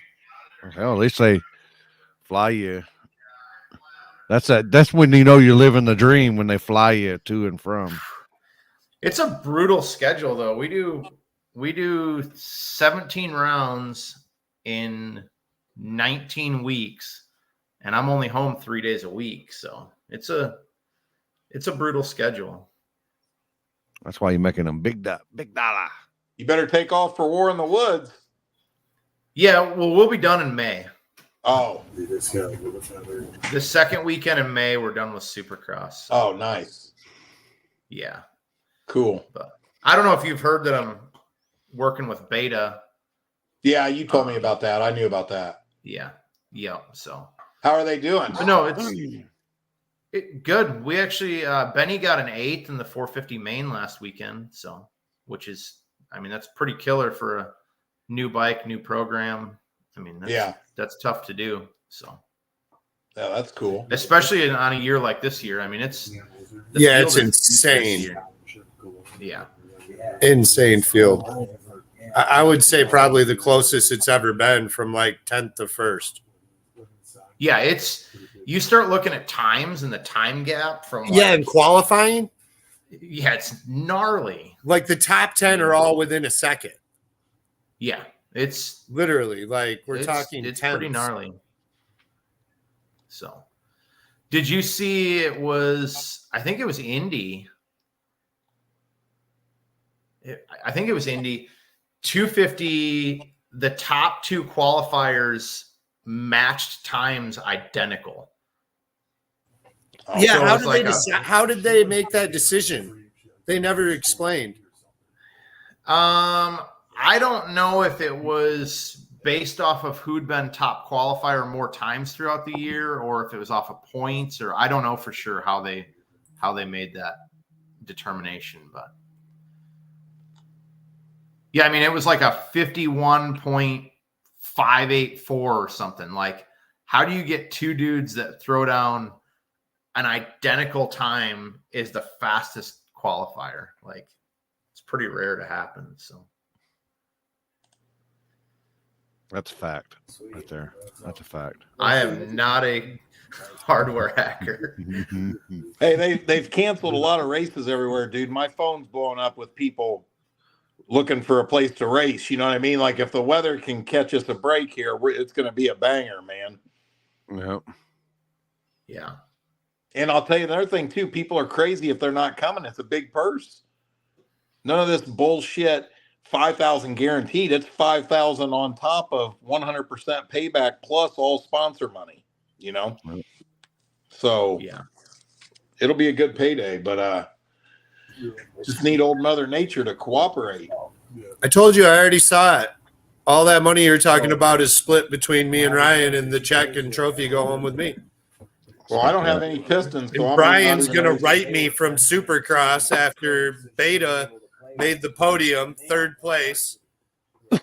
And he's going to be like, good job tonight, man. That was awesome to watch.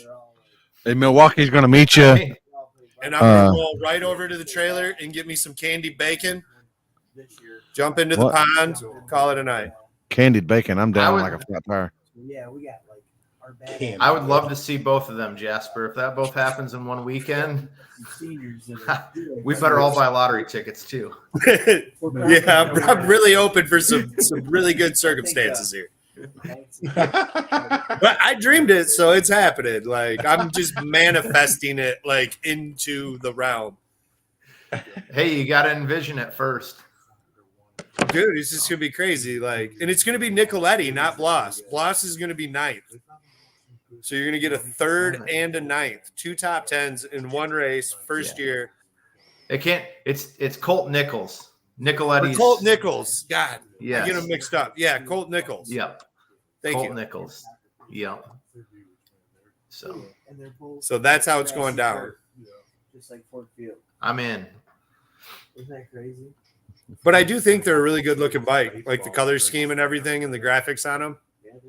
Yeah, I'm like I said, I'm stoked on the bike. I mean, they're made in Italy, so they're Italian. You know, they use good quality parts. So, I mean, it's nice.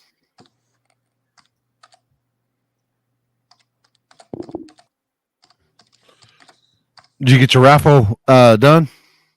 Me? Yeah. No, I got to run that. I was just getting ready to say that.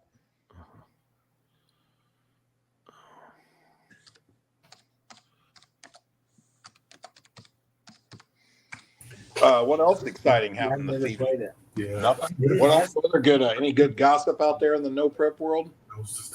Dude, Andrew Lavender's on one right now. I saw that. About what? I don't know. Some promoter said his car was junk or something.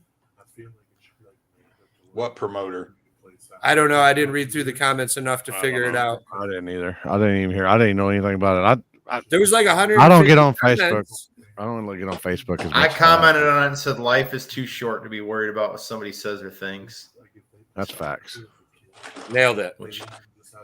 Yeah, If someone you wants to don't talk have the shit time about or me, energy to do it, man. yeah. If someone Life wants to is talk too shit short about for me you to or my read the car, comments. like I'm gonna just use that as motivation to be better. So Yeah. And don't ever get $15 from Jeff if you owe him $15. Yeah, it's a bad move. Yeah, bad. Real Consequences. Consequences are real. Yeah, and stitches are about $1 a stitch. What is going on with MPK? I don't know. That's not like I read some stuff where it sounds like that's not Discovery anymore. Oh, I think they all sold everything. So yeah, the TKO bought everything out. Bought the WWE, bought the UFC, bought No Prep Kings, bought Street Outlaws, didn't they? I think Limpy. Oh shit, I don't know. I don't know. They I bought don't even know who everything. TKO is. $240 billion. You know, it's like, what do you call that when something comes in and just buys everything up? Conglomerate. Monopoly. No, yeah. Yeah. I know Who what is you're. TKO, or is that like some Radiant or It's like a Saudi or group. something? No, it's like a group. You know, like I don't know how to really explain it, but They scored a goal. kind of like, you know, how when you have a hedge fund where a bunch of millionaires all put money in and then they go corner the market. It's the same thing they're doing with that, but they're doing it like in sports entertainment. You get what if that makes sense. They're trying to corner Well, if the they market. if they got UFC and they got WWE, and they got boxing yet? Shit, boxing's in the gutter, man. Oh well, mean, I didn't know if yeah. you had that. You had the three physical contact sports right there. Well, I mean, UFC's so huge now. You know what I mean? Yeah, I mean, know that. Ryan if you had- Garcia if you had killed boxing- boxing this weekend. What's that? Ryan Garcia killed it in boxing this weekend. Dude, I watched the fight. It was so shitty. He kept turning it back, and then the other highlights dude, look good. the black dude has a glass jaw, dude. I mean, I can't believe that guy was 31-0 and in on the top 10 boxers and a lot of people's top 10 list. I mean, it really wasn't. That Ryan Garcia was just a loudmouth doing all kinds of crazy shit before the fight. And yeah, he did drop him a couple times, but I mean, if you watch the whole fight, every time the black dude, whatever his name is, I forgot, every time he went like engaged Garcia would literally drop his left shoulder and turn his back to him. I mean, they should have taken point after point. The dude kept turning his back to him like a scared little bitch. I mean, it was not a good fight to watch. It was horrible. Hollywood agent. And Garcia didn't make weight. So that tells you what you need to know about him. You know, how are you fighting for the world championship and coming in 3.2 pounds overweight? I mean, I say that from being a wrestler. You know what I mean? Like, you don't not make weight. You know what I mean? Like, have you ever seen like Dana White with the UFC? Don't make weight there. You may never get a money fight again. Yeah, and they usually put someone in your place. Oh yeah, he ain't. They don't even let you go. Yeah. So I mean, I don't know. I just think, you know. I mean, it's not. I don't think that's a fact. Like boxing has really lost a lot of credibility in the last 10 years since the UFC took off. Well, you know what caused it is all the bad decisions. You know what I mean? Like the crooked judges, you know, I mean, there was so many fights that were like clearly the other guy won. So, I mean, everybody started getting a bad taste in their mouth for it, rightfully so. But, you know, gambling and shit like that, you know, there's all kinds of crooked stuff going on. What's his name play for? Yeah. He plays for Orlando. Well, I'm bummed Brian wasn't coming to the Purge. No, number 10. Yeah. He's got that life, that He's the band. the corporate life. He's like, Hey, that's an awesome place to race jet set something. I life, like it. where you gotta fly on. Yeah. was it Lionel? Yeah. I mean, it's kind of can't do it all, unfortunately. So Me and Brian went through a spell where we used to draw each other all the time too. Remember? yeah. Yeah. Weird how that happens. You know, Weren't isn't you that the weird? first one to win? What I hate to say it, but weren't you the first one the back-to-back losers racers, the race at Warner Woods? I did back to back it, unfortunately, but I don't know if I was the first one to ever do that. Buddy, that ain't nothing to be ashamed of. That's generally a more loaded class than most no preps in the country. Yeah. No, I know. I'm not ashamed of it. I just you know, obviously I show up to race, so it's a bummer. So, but Yeah. But I think you won that twice, and I think Ryan Mitchell's the only one to win He's the won small 3. tire. Yeah, well, he's won 3, but I mean, you've won 2 of the, and nobody else has won 2 of anything there. No. I think. yeah. That's why I said I was bummed out. I think wish I could have beaten Ryan- the last one, because then there would have been 2 two-time winners instead of 1 3-time winner, and then the rest of the winners have only won it once. So, Well, Ryan's also won a buyback race there. I'm pretty Yeah. sure. no, he got beat in the finals by Patrick Sparkman. That's right. That's right. Yeah. So, like, that's how loaded a buyback race is at War in the Woods, is that your final is Sparkman and fucking Casey Max. Yeah, true. Yeah. Yeah. Or this guy down there. I got a Yeah. porta potty trophy too, dog, and a check. Yeah. Hey, it's like I show up to race. I just want to go, go rounds. And sometimes, I mean, I hate to say it, but I would rather do that, lose first round, get to enter the second chance race and still get to go rounds than lose second round. And you're like, oh man, like made this whole trip for, 2 passes, but it's all, I mean, that's all part of it. We all know that. Oh, yeah. Showing up every weekend, but Well, I mean, anything can happen too. It can, like I said, not even be your fault. Parts break. yeah. It happens. Well, I did a massive wheelie against Jeff and landed in the grass in the center, and that's how I lost my first round. Like broke something on the steering, didn't it? Yeah, it ripped the threads off the tie rod end. Like the Yeah. bolt came off and the wheel was just flopping all the way down the track. I was like, what in the heck? So you Like, could it's only go going like straight. you can only Yeah, go like- like so fast, and then it would if you went faster, it would like Yeah, it would start shaking, and I'm like, I mean, I probably should have stopped right away. Like when I got to the end, I was like, wow, that wasn't very smart. If it was leaking something, it would have just leaked it all the way down the track. And one of them where you do something dumb and then Yep. you're like, I'm glad that wasn't worse than what it was. So, but yeah, I don't really know what caused it to do that, but we found the bolt. It ripped all the threads right off the nut when it came down. It must have just been because one side was up on the pavement and the other side was down in the grass. But yeah, and that's a violent hit too. A lot of force. yeah. I felt it going left on me, and I was like, that's got to be getting close to the grass over there. Not a good place to be at Brown County. No, it's not. So. You've been there before. Yours just went straight. Yeah. Yeah, I was way on the bumper there before. Hey, You had all 4 tires off the ground, didn't yeah. Yeah. We He wanted to try like his hell climb days. He was like, man, here we go. you? Yeah. burn the hairs off Limpy's legs and then went on a big wheelie. Yeah, Yeah. that's facts. Facts. Hey, we're gonna be dropping a big a cool new T-shirt tomorrow. Oh yeah, A Brown County Dragway T-shirt. hell yeah. It's gangster. Yeah.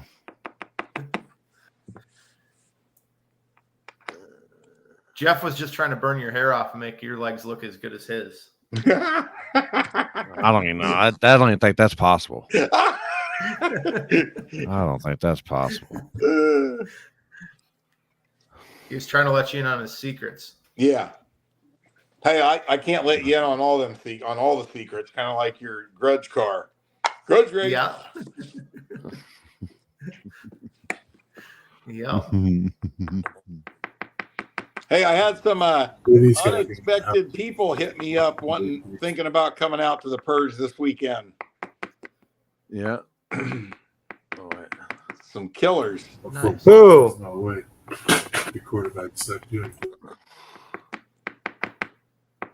Who? There's an owl in here. Oh. Yeah. Oh. Oh. Oh. Hey, and I got another thing too. Limpy's got a surprise coming. Oh, It's in the boy. works right now too. You got Jasper's going to crack up when he sees I'll that. smoke I'll that. send it to you, Jasper. Let me send it to Jasper right now. Don't tell Limpy. I want it to be a surprise. Hold on. Hit let me me up. find it. Hit me up, Jasper. We tight. All right, Jasper. Look at your text message.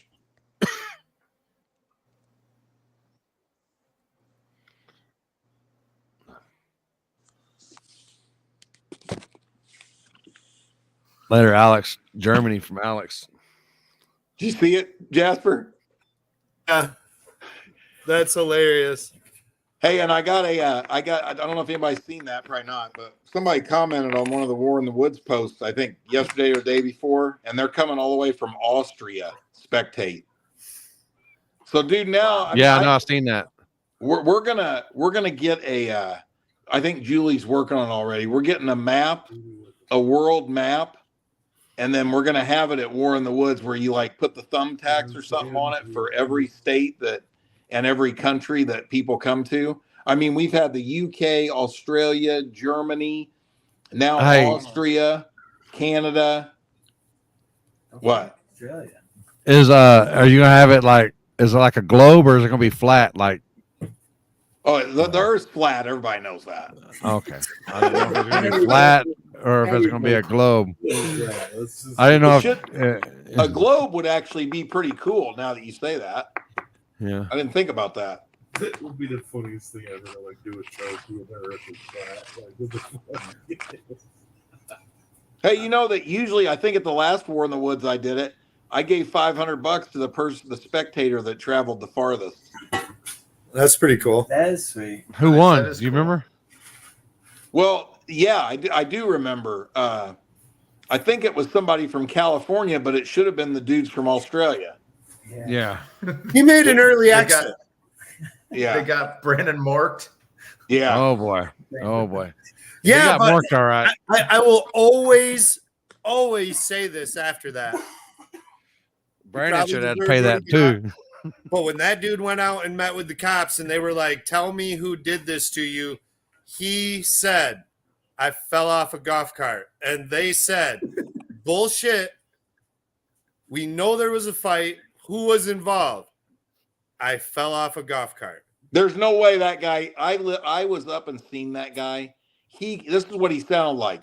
He couldn't even speak, dude.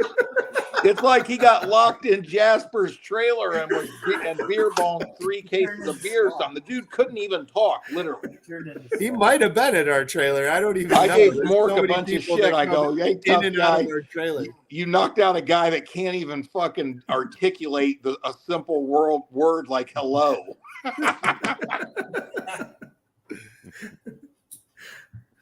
Well, he did articulate throwing beer on him, though. So the story goes, Threw him. yeah. Bottle at him or whatever. Yeah, that motherfucker probably couldn't even throw. I'm telling you, like seriously, top 5 people inebriated I've ever seen in my life. I've never seen somebody drunk that sounded like that guy did. You know? Yeah, didn't he fall down the hill like a ton of times trying to get he up? couldn't even. Yeah, he could not even. I mean, it's amazing he was conscious. That's how bad it was, honestly. Was he leaking pretty good? Yeah, but when Mork punched him, he fell down on the ground and he hit his head on a rock. His cut was on like the top of his head. It was a pretty big gash. I saw it. Yeah, not good. Well, there's plenty of alcohol to thin his blood out too, which I'm sure helped. Yeah, that's got and it's a head out at War in the Woods. Just one more of those awesome, like legendary stories. Yeah. It probably wasn't as good as those people wanting that $15 back, but no, that was the same weekend, wasn't it? Jeff? No, one was War in the Woods, one was Gangster's Paradise. $15 was Gangster's Paradise. Dude, I watched this other time where like Jeff, because this dude did something on the return road, got out of his car and threw this dude into the track. And then Jeff gets back in his car and proceeds to head to his pit. And then I watched Limpy chuck him over the guardrail again. And he got like toned up by a few dudes real quick. It was so good. And then Sam Walsh's sister got into an argument with some chicks or something one time. That was pretty good too. And this chick's just going off and she has got like a knot. Dude, it happened in slow-mo. I watched this girl go, bam, come back and draw her hand back. And I look, and I'm like that and looked at fucking unicorn already. And I'm like, holy shit. Fucking, she had like a fucking hell girl stone hand or whatever sticking out of her fucking head. It was rough. It was bad. Oh shit. Hey fellas, I got to get off here and run this raffle, but I'll talk to you all later. Nice talking to you, Brian. All right, you too, buddy. Check See out you, that fellas. fuel cable. Remind me in the morning. Okay. See you, fellas. Later. See ya. That motherfucker. Yeah. Well, he kept calling, so I thought, you know what? We'll just call him out right on here for not watching in the first place. And then I thought, man, if I remind him about that cable, maybe he can find out for me. He'll forget. He You said gotta they remind next him. aired it, so Yeah, but you better call him in the morning. He'll forget. Don't call him in the morning because his ass won't be up. His ass will be. I'm not very good either, man. I forget. He's like 11 or 12 or so type of guy. I feel like Yeah. I deserve this because every time I got to Jasper ship said he would something, I shoot my never ship wedding. shit. And he's like, yeah, call me the day of. But I did it right. Yeah. All right, there you go. My buddy over here just said Jasper told me to, or I asked Jasper to shoot my wedding, and he told me just call me the day of. And I was like, I did it right, and I did, which I was shocked. I was waiting. Oh yeah. You had that wedding to go to last weekend. I was like forgot. 50-50 if he was going to come back and be like, no, remember you didn't show up, and so shot it. I told you, call me the day of. I can't tell you how many times I've been sitting in this garage and like someone will call or text and be like, hey, we're down here. And as soon as they say that, I'm like, oh, fuck. And I got to like go through the messages and be like, okay, where did I say I would meet them for photos? And hopefully it's not very far. And I don't know if I've ever missed one or had them like leave or be pissed off. Like I show up and shoot, it works out, but there's so Dude, many. we had a buddy that used to come racing dirt bikes with us back in the day, and he would never tell anybody no. And whoever like hit him up last or stopped by his house, he was going to do something with you. So like if you wanted to make plans with this dude, you didn't say anything about it. You just showed up at his house and were like, hey, we're on our way to Ohio to an arena cross. Jump in. And he'd be in and he'd be like, my brother tells a story all the time. They're on the way to this fair race out in like Ohio or Indiana somewhere.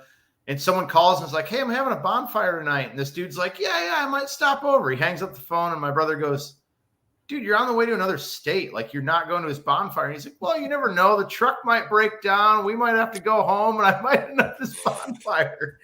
So I know this dude. Yeah, like every single time, like he just would always say yes. And the last person to ask him, he would go do that. Got Will I used to be Yo, real bud. mad too, like way back. I can't remember. One of my buddies hit me up and he's like, hey man, I just pulled in. You around? No, man, I'm like 15 minutes away. And I was like literally like an hour 35 away, like just pulling out of the drag strip. He just Kentucky, sat 20 there minutes the then. whole time. Like I had nothing better to do. I was like, sorry, man. I just was fucking bored. I knew I'd be bored when I got home, so I didn't want you to find something else to do. Yeah, I'm pretty bad. That guy don't sound too far off from me. Yeah. But sometimes I got to be a little more, like, I don't know, with the weddings and stuff. But this one was kind of weird too, because like I forgot all about it. I'm all set up. I'm like gonna borrow this fuel cable and run PYOP. And on like Monday, he hits me up and was like, "Okay, we're gonna start that wedding at like 12:30." And I was like, "Huh?" And I like started scrolling through, and I'm like, "Are you fucking serious? Like, I actually booked a wedding or said I would shoot a wedding on 4/20, let alone on a PYOP day." I was like, "The fuck was I thinking?" Like, so that's why I ended up not being there because. Yes, man. And Got the it. guy's sitting there back there It's all too that stuff just like got that. married. The guy Huh? sitting there that just got married. No, that's like this dude was the oh man, I gotta go to. I thought This that dude other was the dude. I was best like, what man. the fuck's he sitting there? He's not at a honeymoon or whatever. So like I've known Grubauer forever. We've lived together when we were young and stuff, and always had a good time. And he was like the best man at my first wedding. Well, I've only had one, but at my first wedding or whatever. And like, you know, the best man does like a toast or whatever at the reception. This dude gets up and goes on this rant and ends it in front of like his family, my family. Cause like we're in a small town. We've known each other forever. Like everyone knows everyone. So like, it was a pretty big group of people. And he like ends it with one vagina for the rest of your life. Really nice move, my man. And like everyone was just like silent. Like and I literally am like hysterically laughing while everyone else is like somewhat mortified, except for like the 3 or 5 friends that like know Are how fucking much rolling because it's fucking funny. yeah, and we were laughing so hard, dude. It was so amazing. Like probably like 50% of the fights I got in involved like this dude being at a bar with me or something. Like, Do you have that one friend, Brian, that you know, it could be so like I've got this one friend that I've known forever, my like ever since we're like 4 years old. But I have another friend that I met when I was like 13, 14. And that friend right there is no matter what we do together, we always get in trouble. Do you have a friend like that? Yeah, I do. And my story is I live real close to the stockyards, which is old like a deal anyway. But used to cruise it back in the day, and then we went back. There's an old where they sold slaughterhouse out there, and we both took pisses or whatever, and we got pulled over, and he's with me, and mine said his said urinating in public. Mine had a female cop write me a ticket and said urinating in public and showing anus. So she made it like I had I was like spread eagle on the hood, just fucking pissing with my butt cheeks open.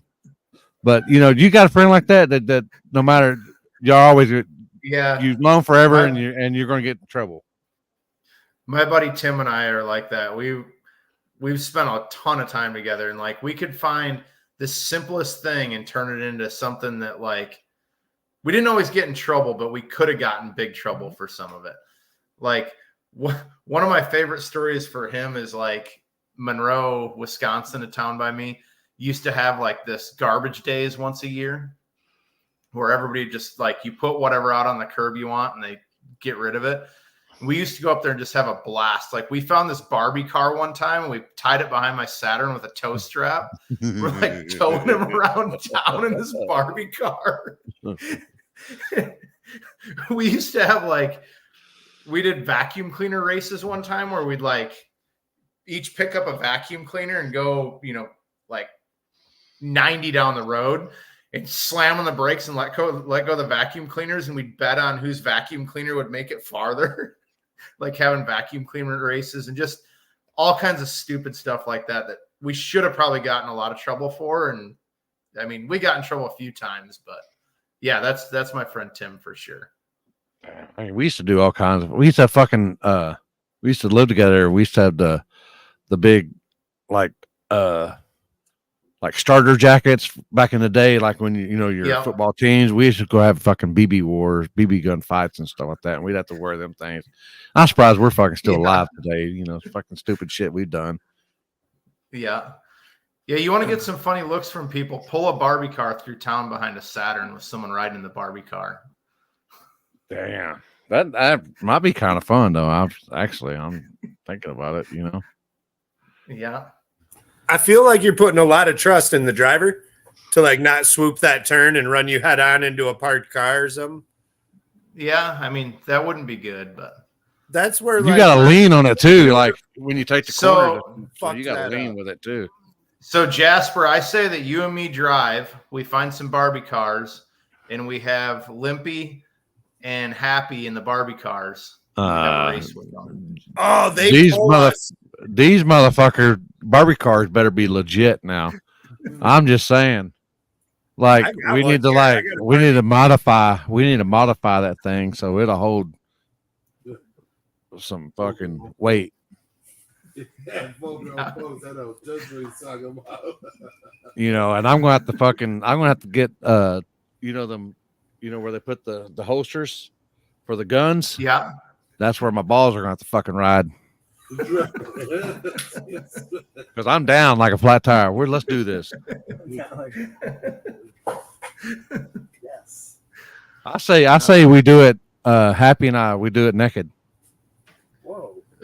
Whoa. You're gonna get some road rash if you fall off. No, I'm gonna have but I gotta have my stirrups for my fucking balls over there, and my. There you go. We don't even need to ask Happy. We know he's in already. I mean, anybody that pees with their pants around their ankles at a men's urinal, they're down. Oh yeah. Oh shit! Yeah, we could have Poland on a motorized cart to pull us.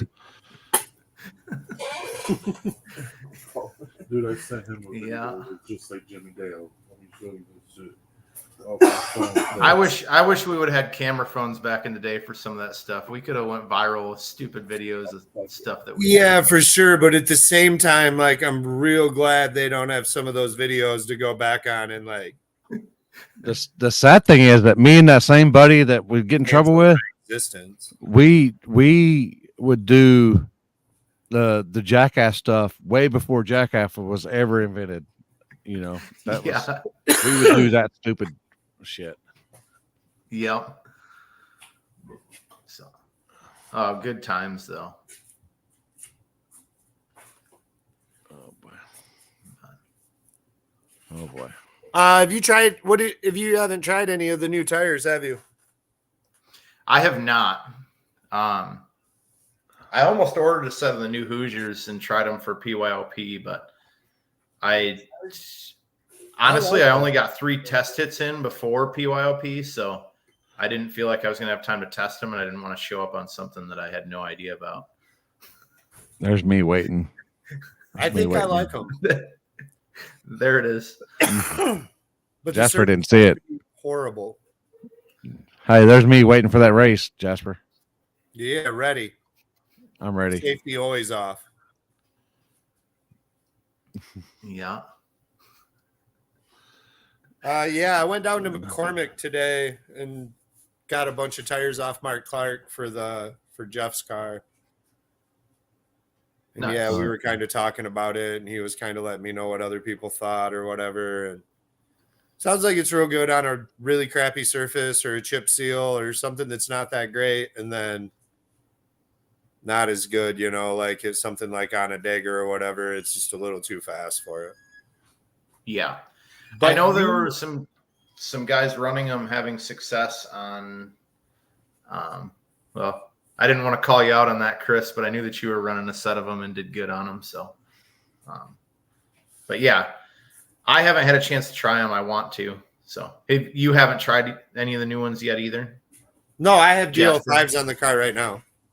Oh, you have them on there right now? Yep. Yeah. We used them at the Ubley race, which that wasn't a great judge of anything, and at the Kill Care race or whatever. And like I said, I like them on a crappy surface for sure. I said, I don't think they'll work it on a Dega, but like you kind of shocked me at Onondaga because that's that one place now that's like kind of a fast surface, or not ridiculously fast, but faster than like a backside, that I almost like a Hoosier better. But I didn't for a long time till one day you were like, I think I'm faster on the Hoosier here.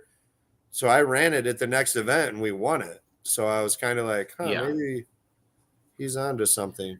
I don't know why I cannot get my car to work on a Mickey. Like that's one thing I've not been successful with yet. But Onondaga's rough. Yeah. Like even though it's kind of fast, it's not a great surface. Even at 41 for that MKE like event, I tried my Mickeys there, and like I can make a couple good passes on Mickeys, but when mine loses the tire with a Mickey, it's like it's on a radial. Where like the Hoosier, you can feel it spin and pedal it a little bit. And for mine, for whatever reason, I don't know. I just need to maybe try some different bar angles or what I need to do, but it's like the Mickey works until it doesn't, and then it's just completely gone.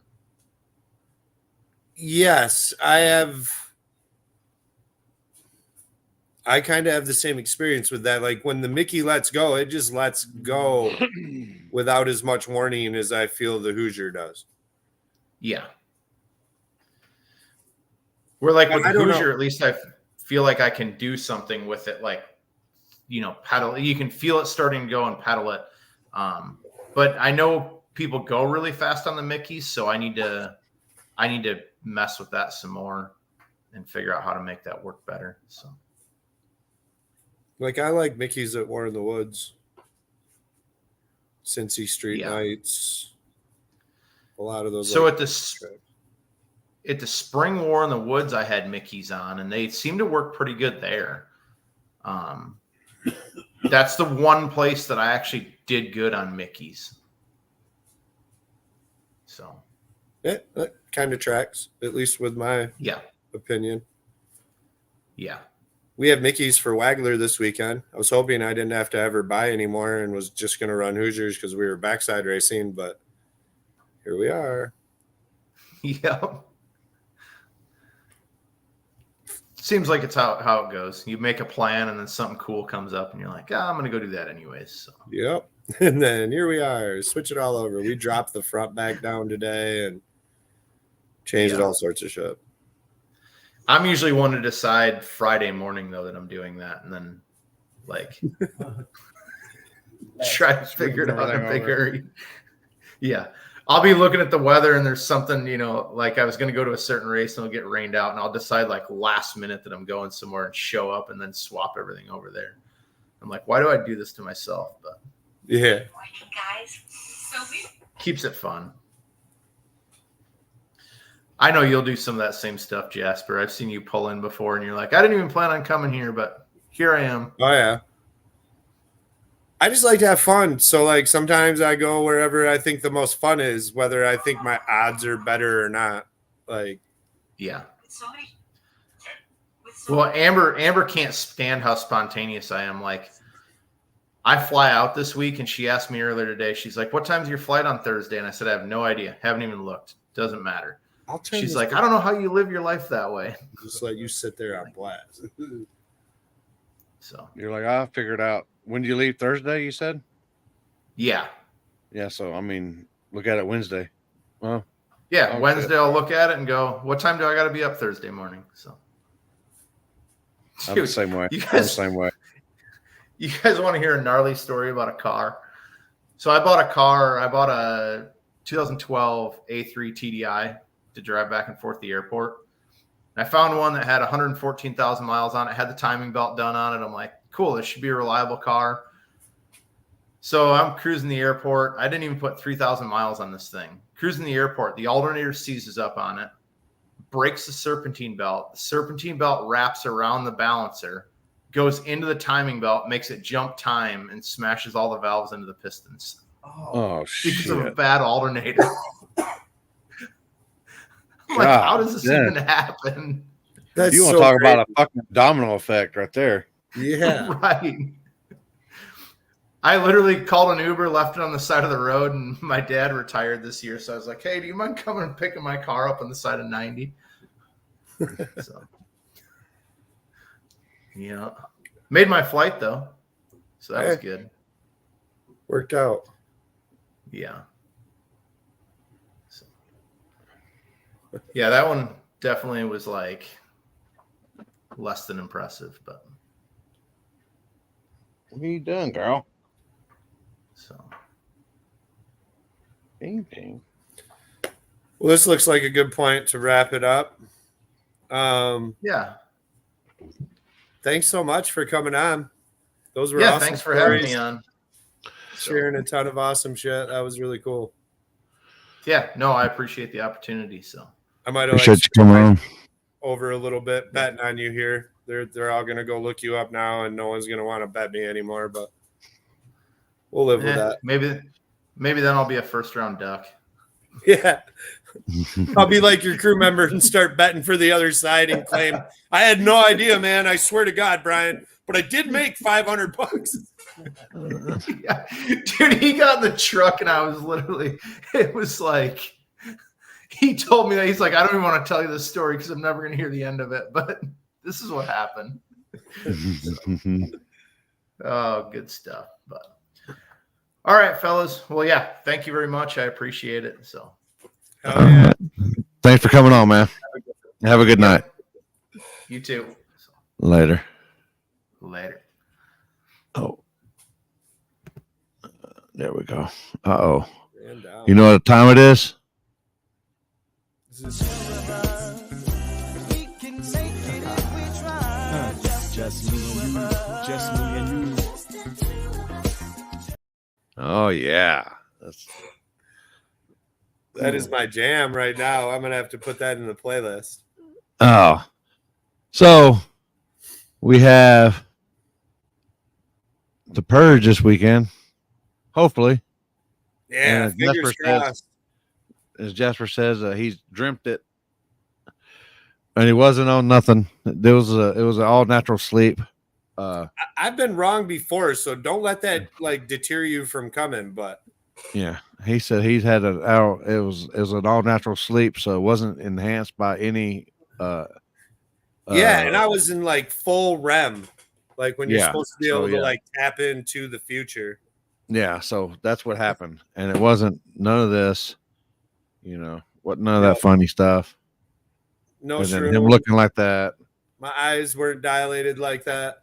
Yeah, It was legit. I seen yeah. it. Ain't it? You're right, Hannah. You're right.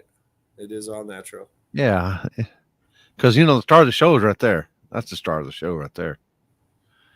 I know where. Uh-oh. Oh my God, dude.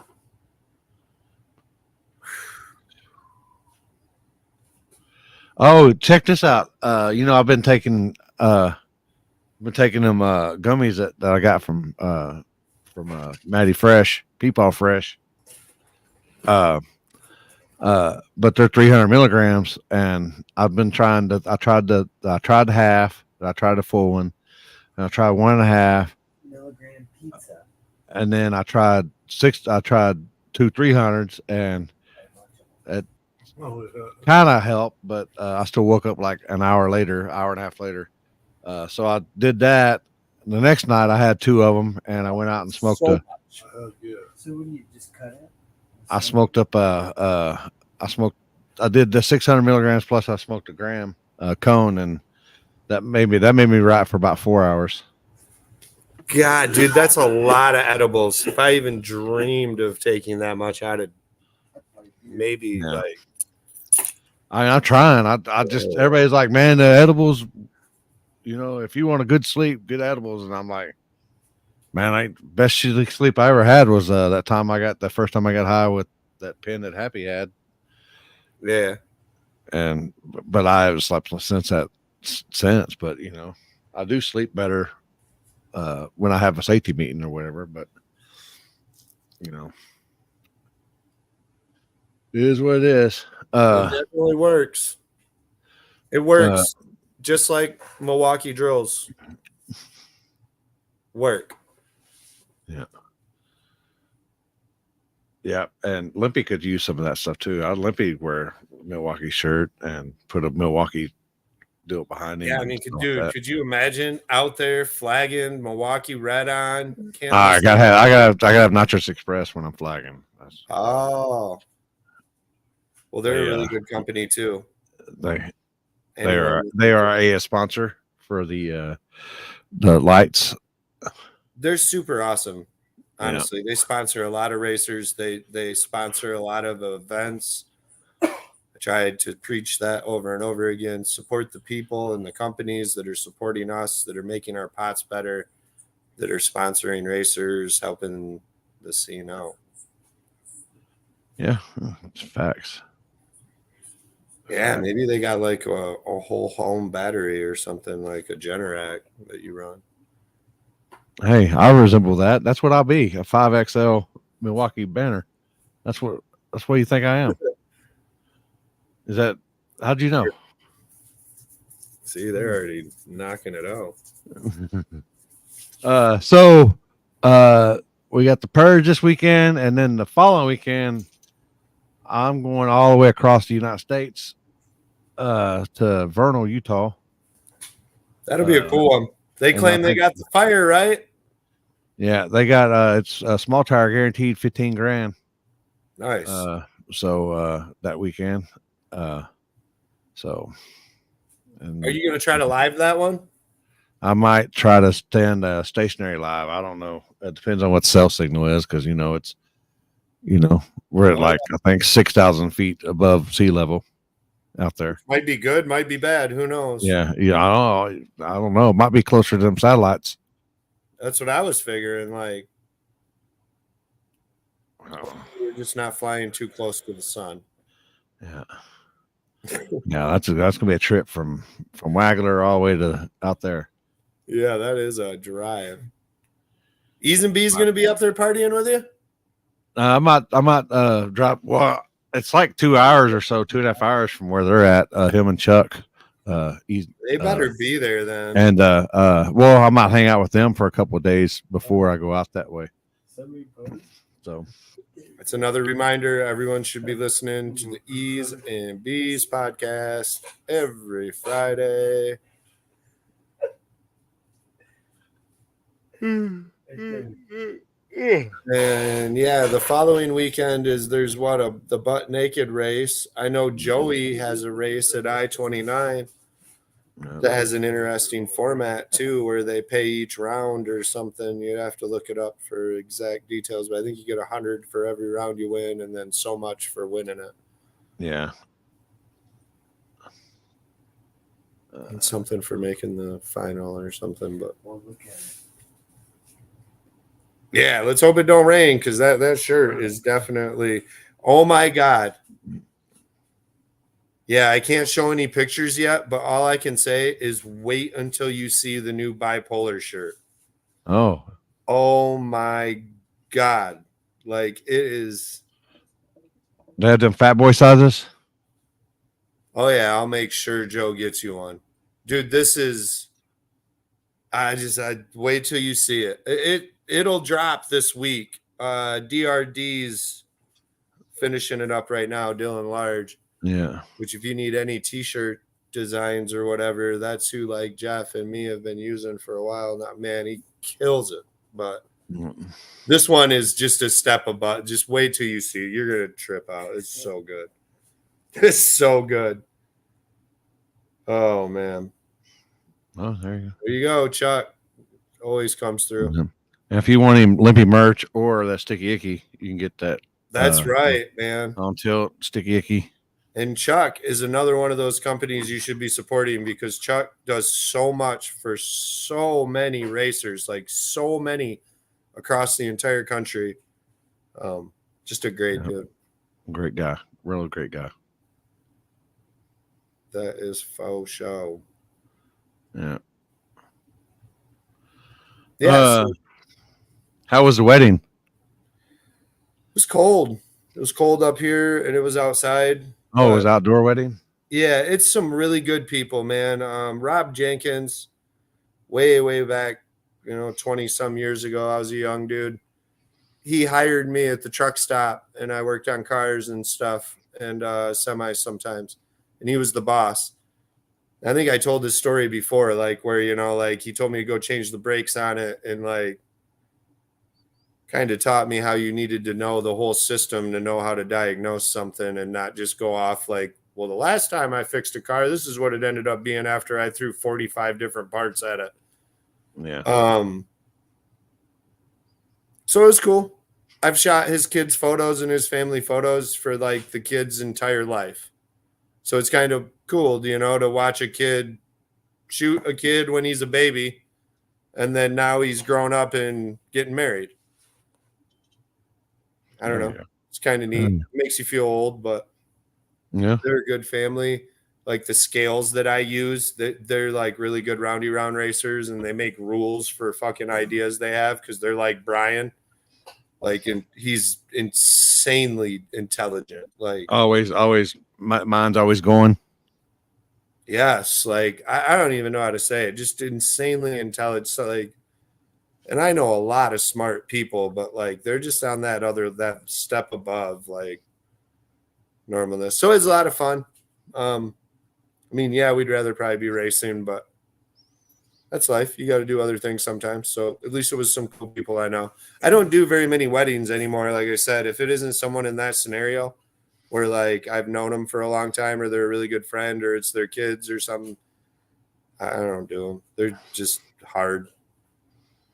Or if you're gonna do them, you're gonna charge a pretty good price.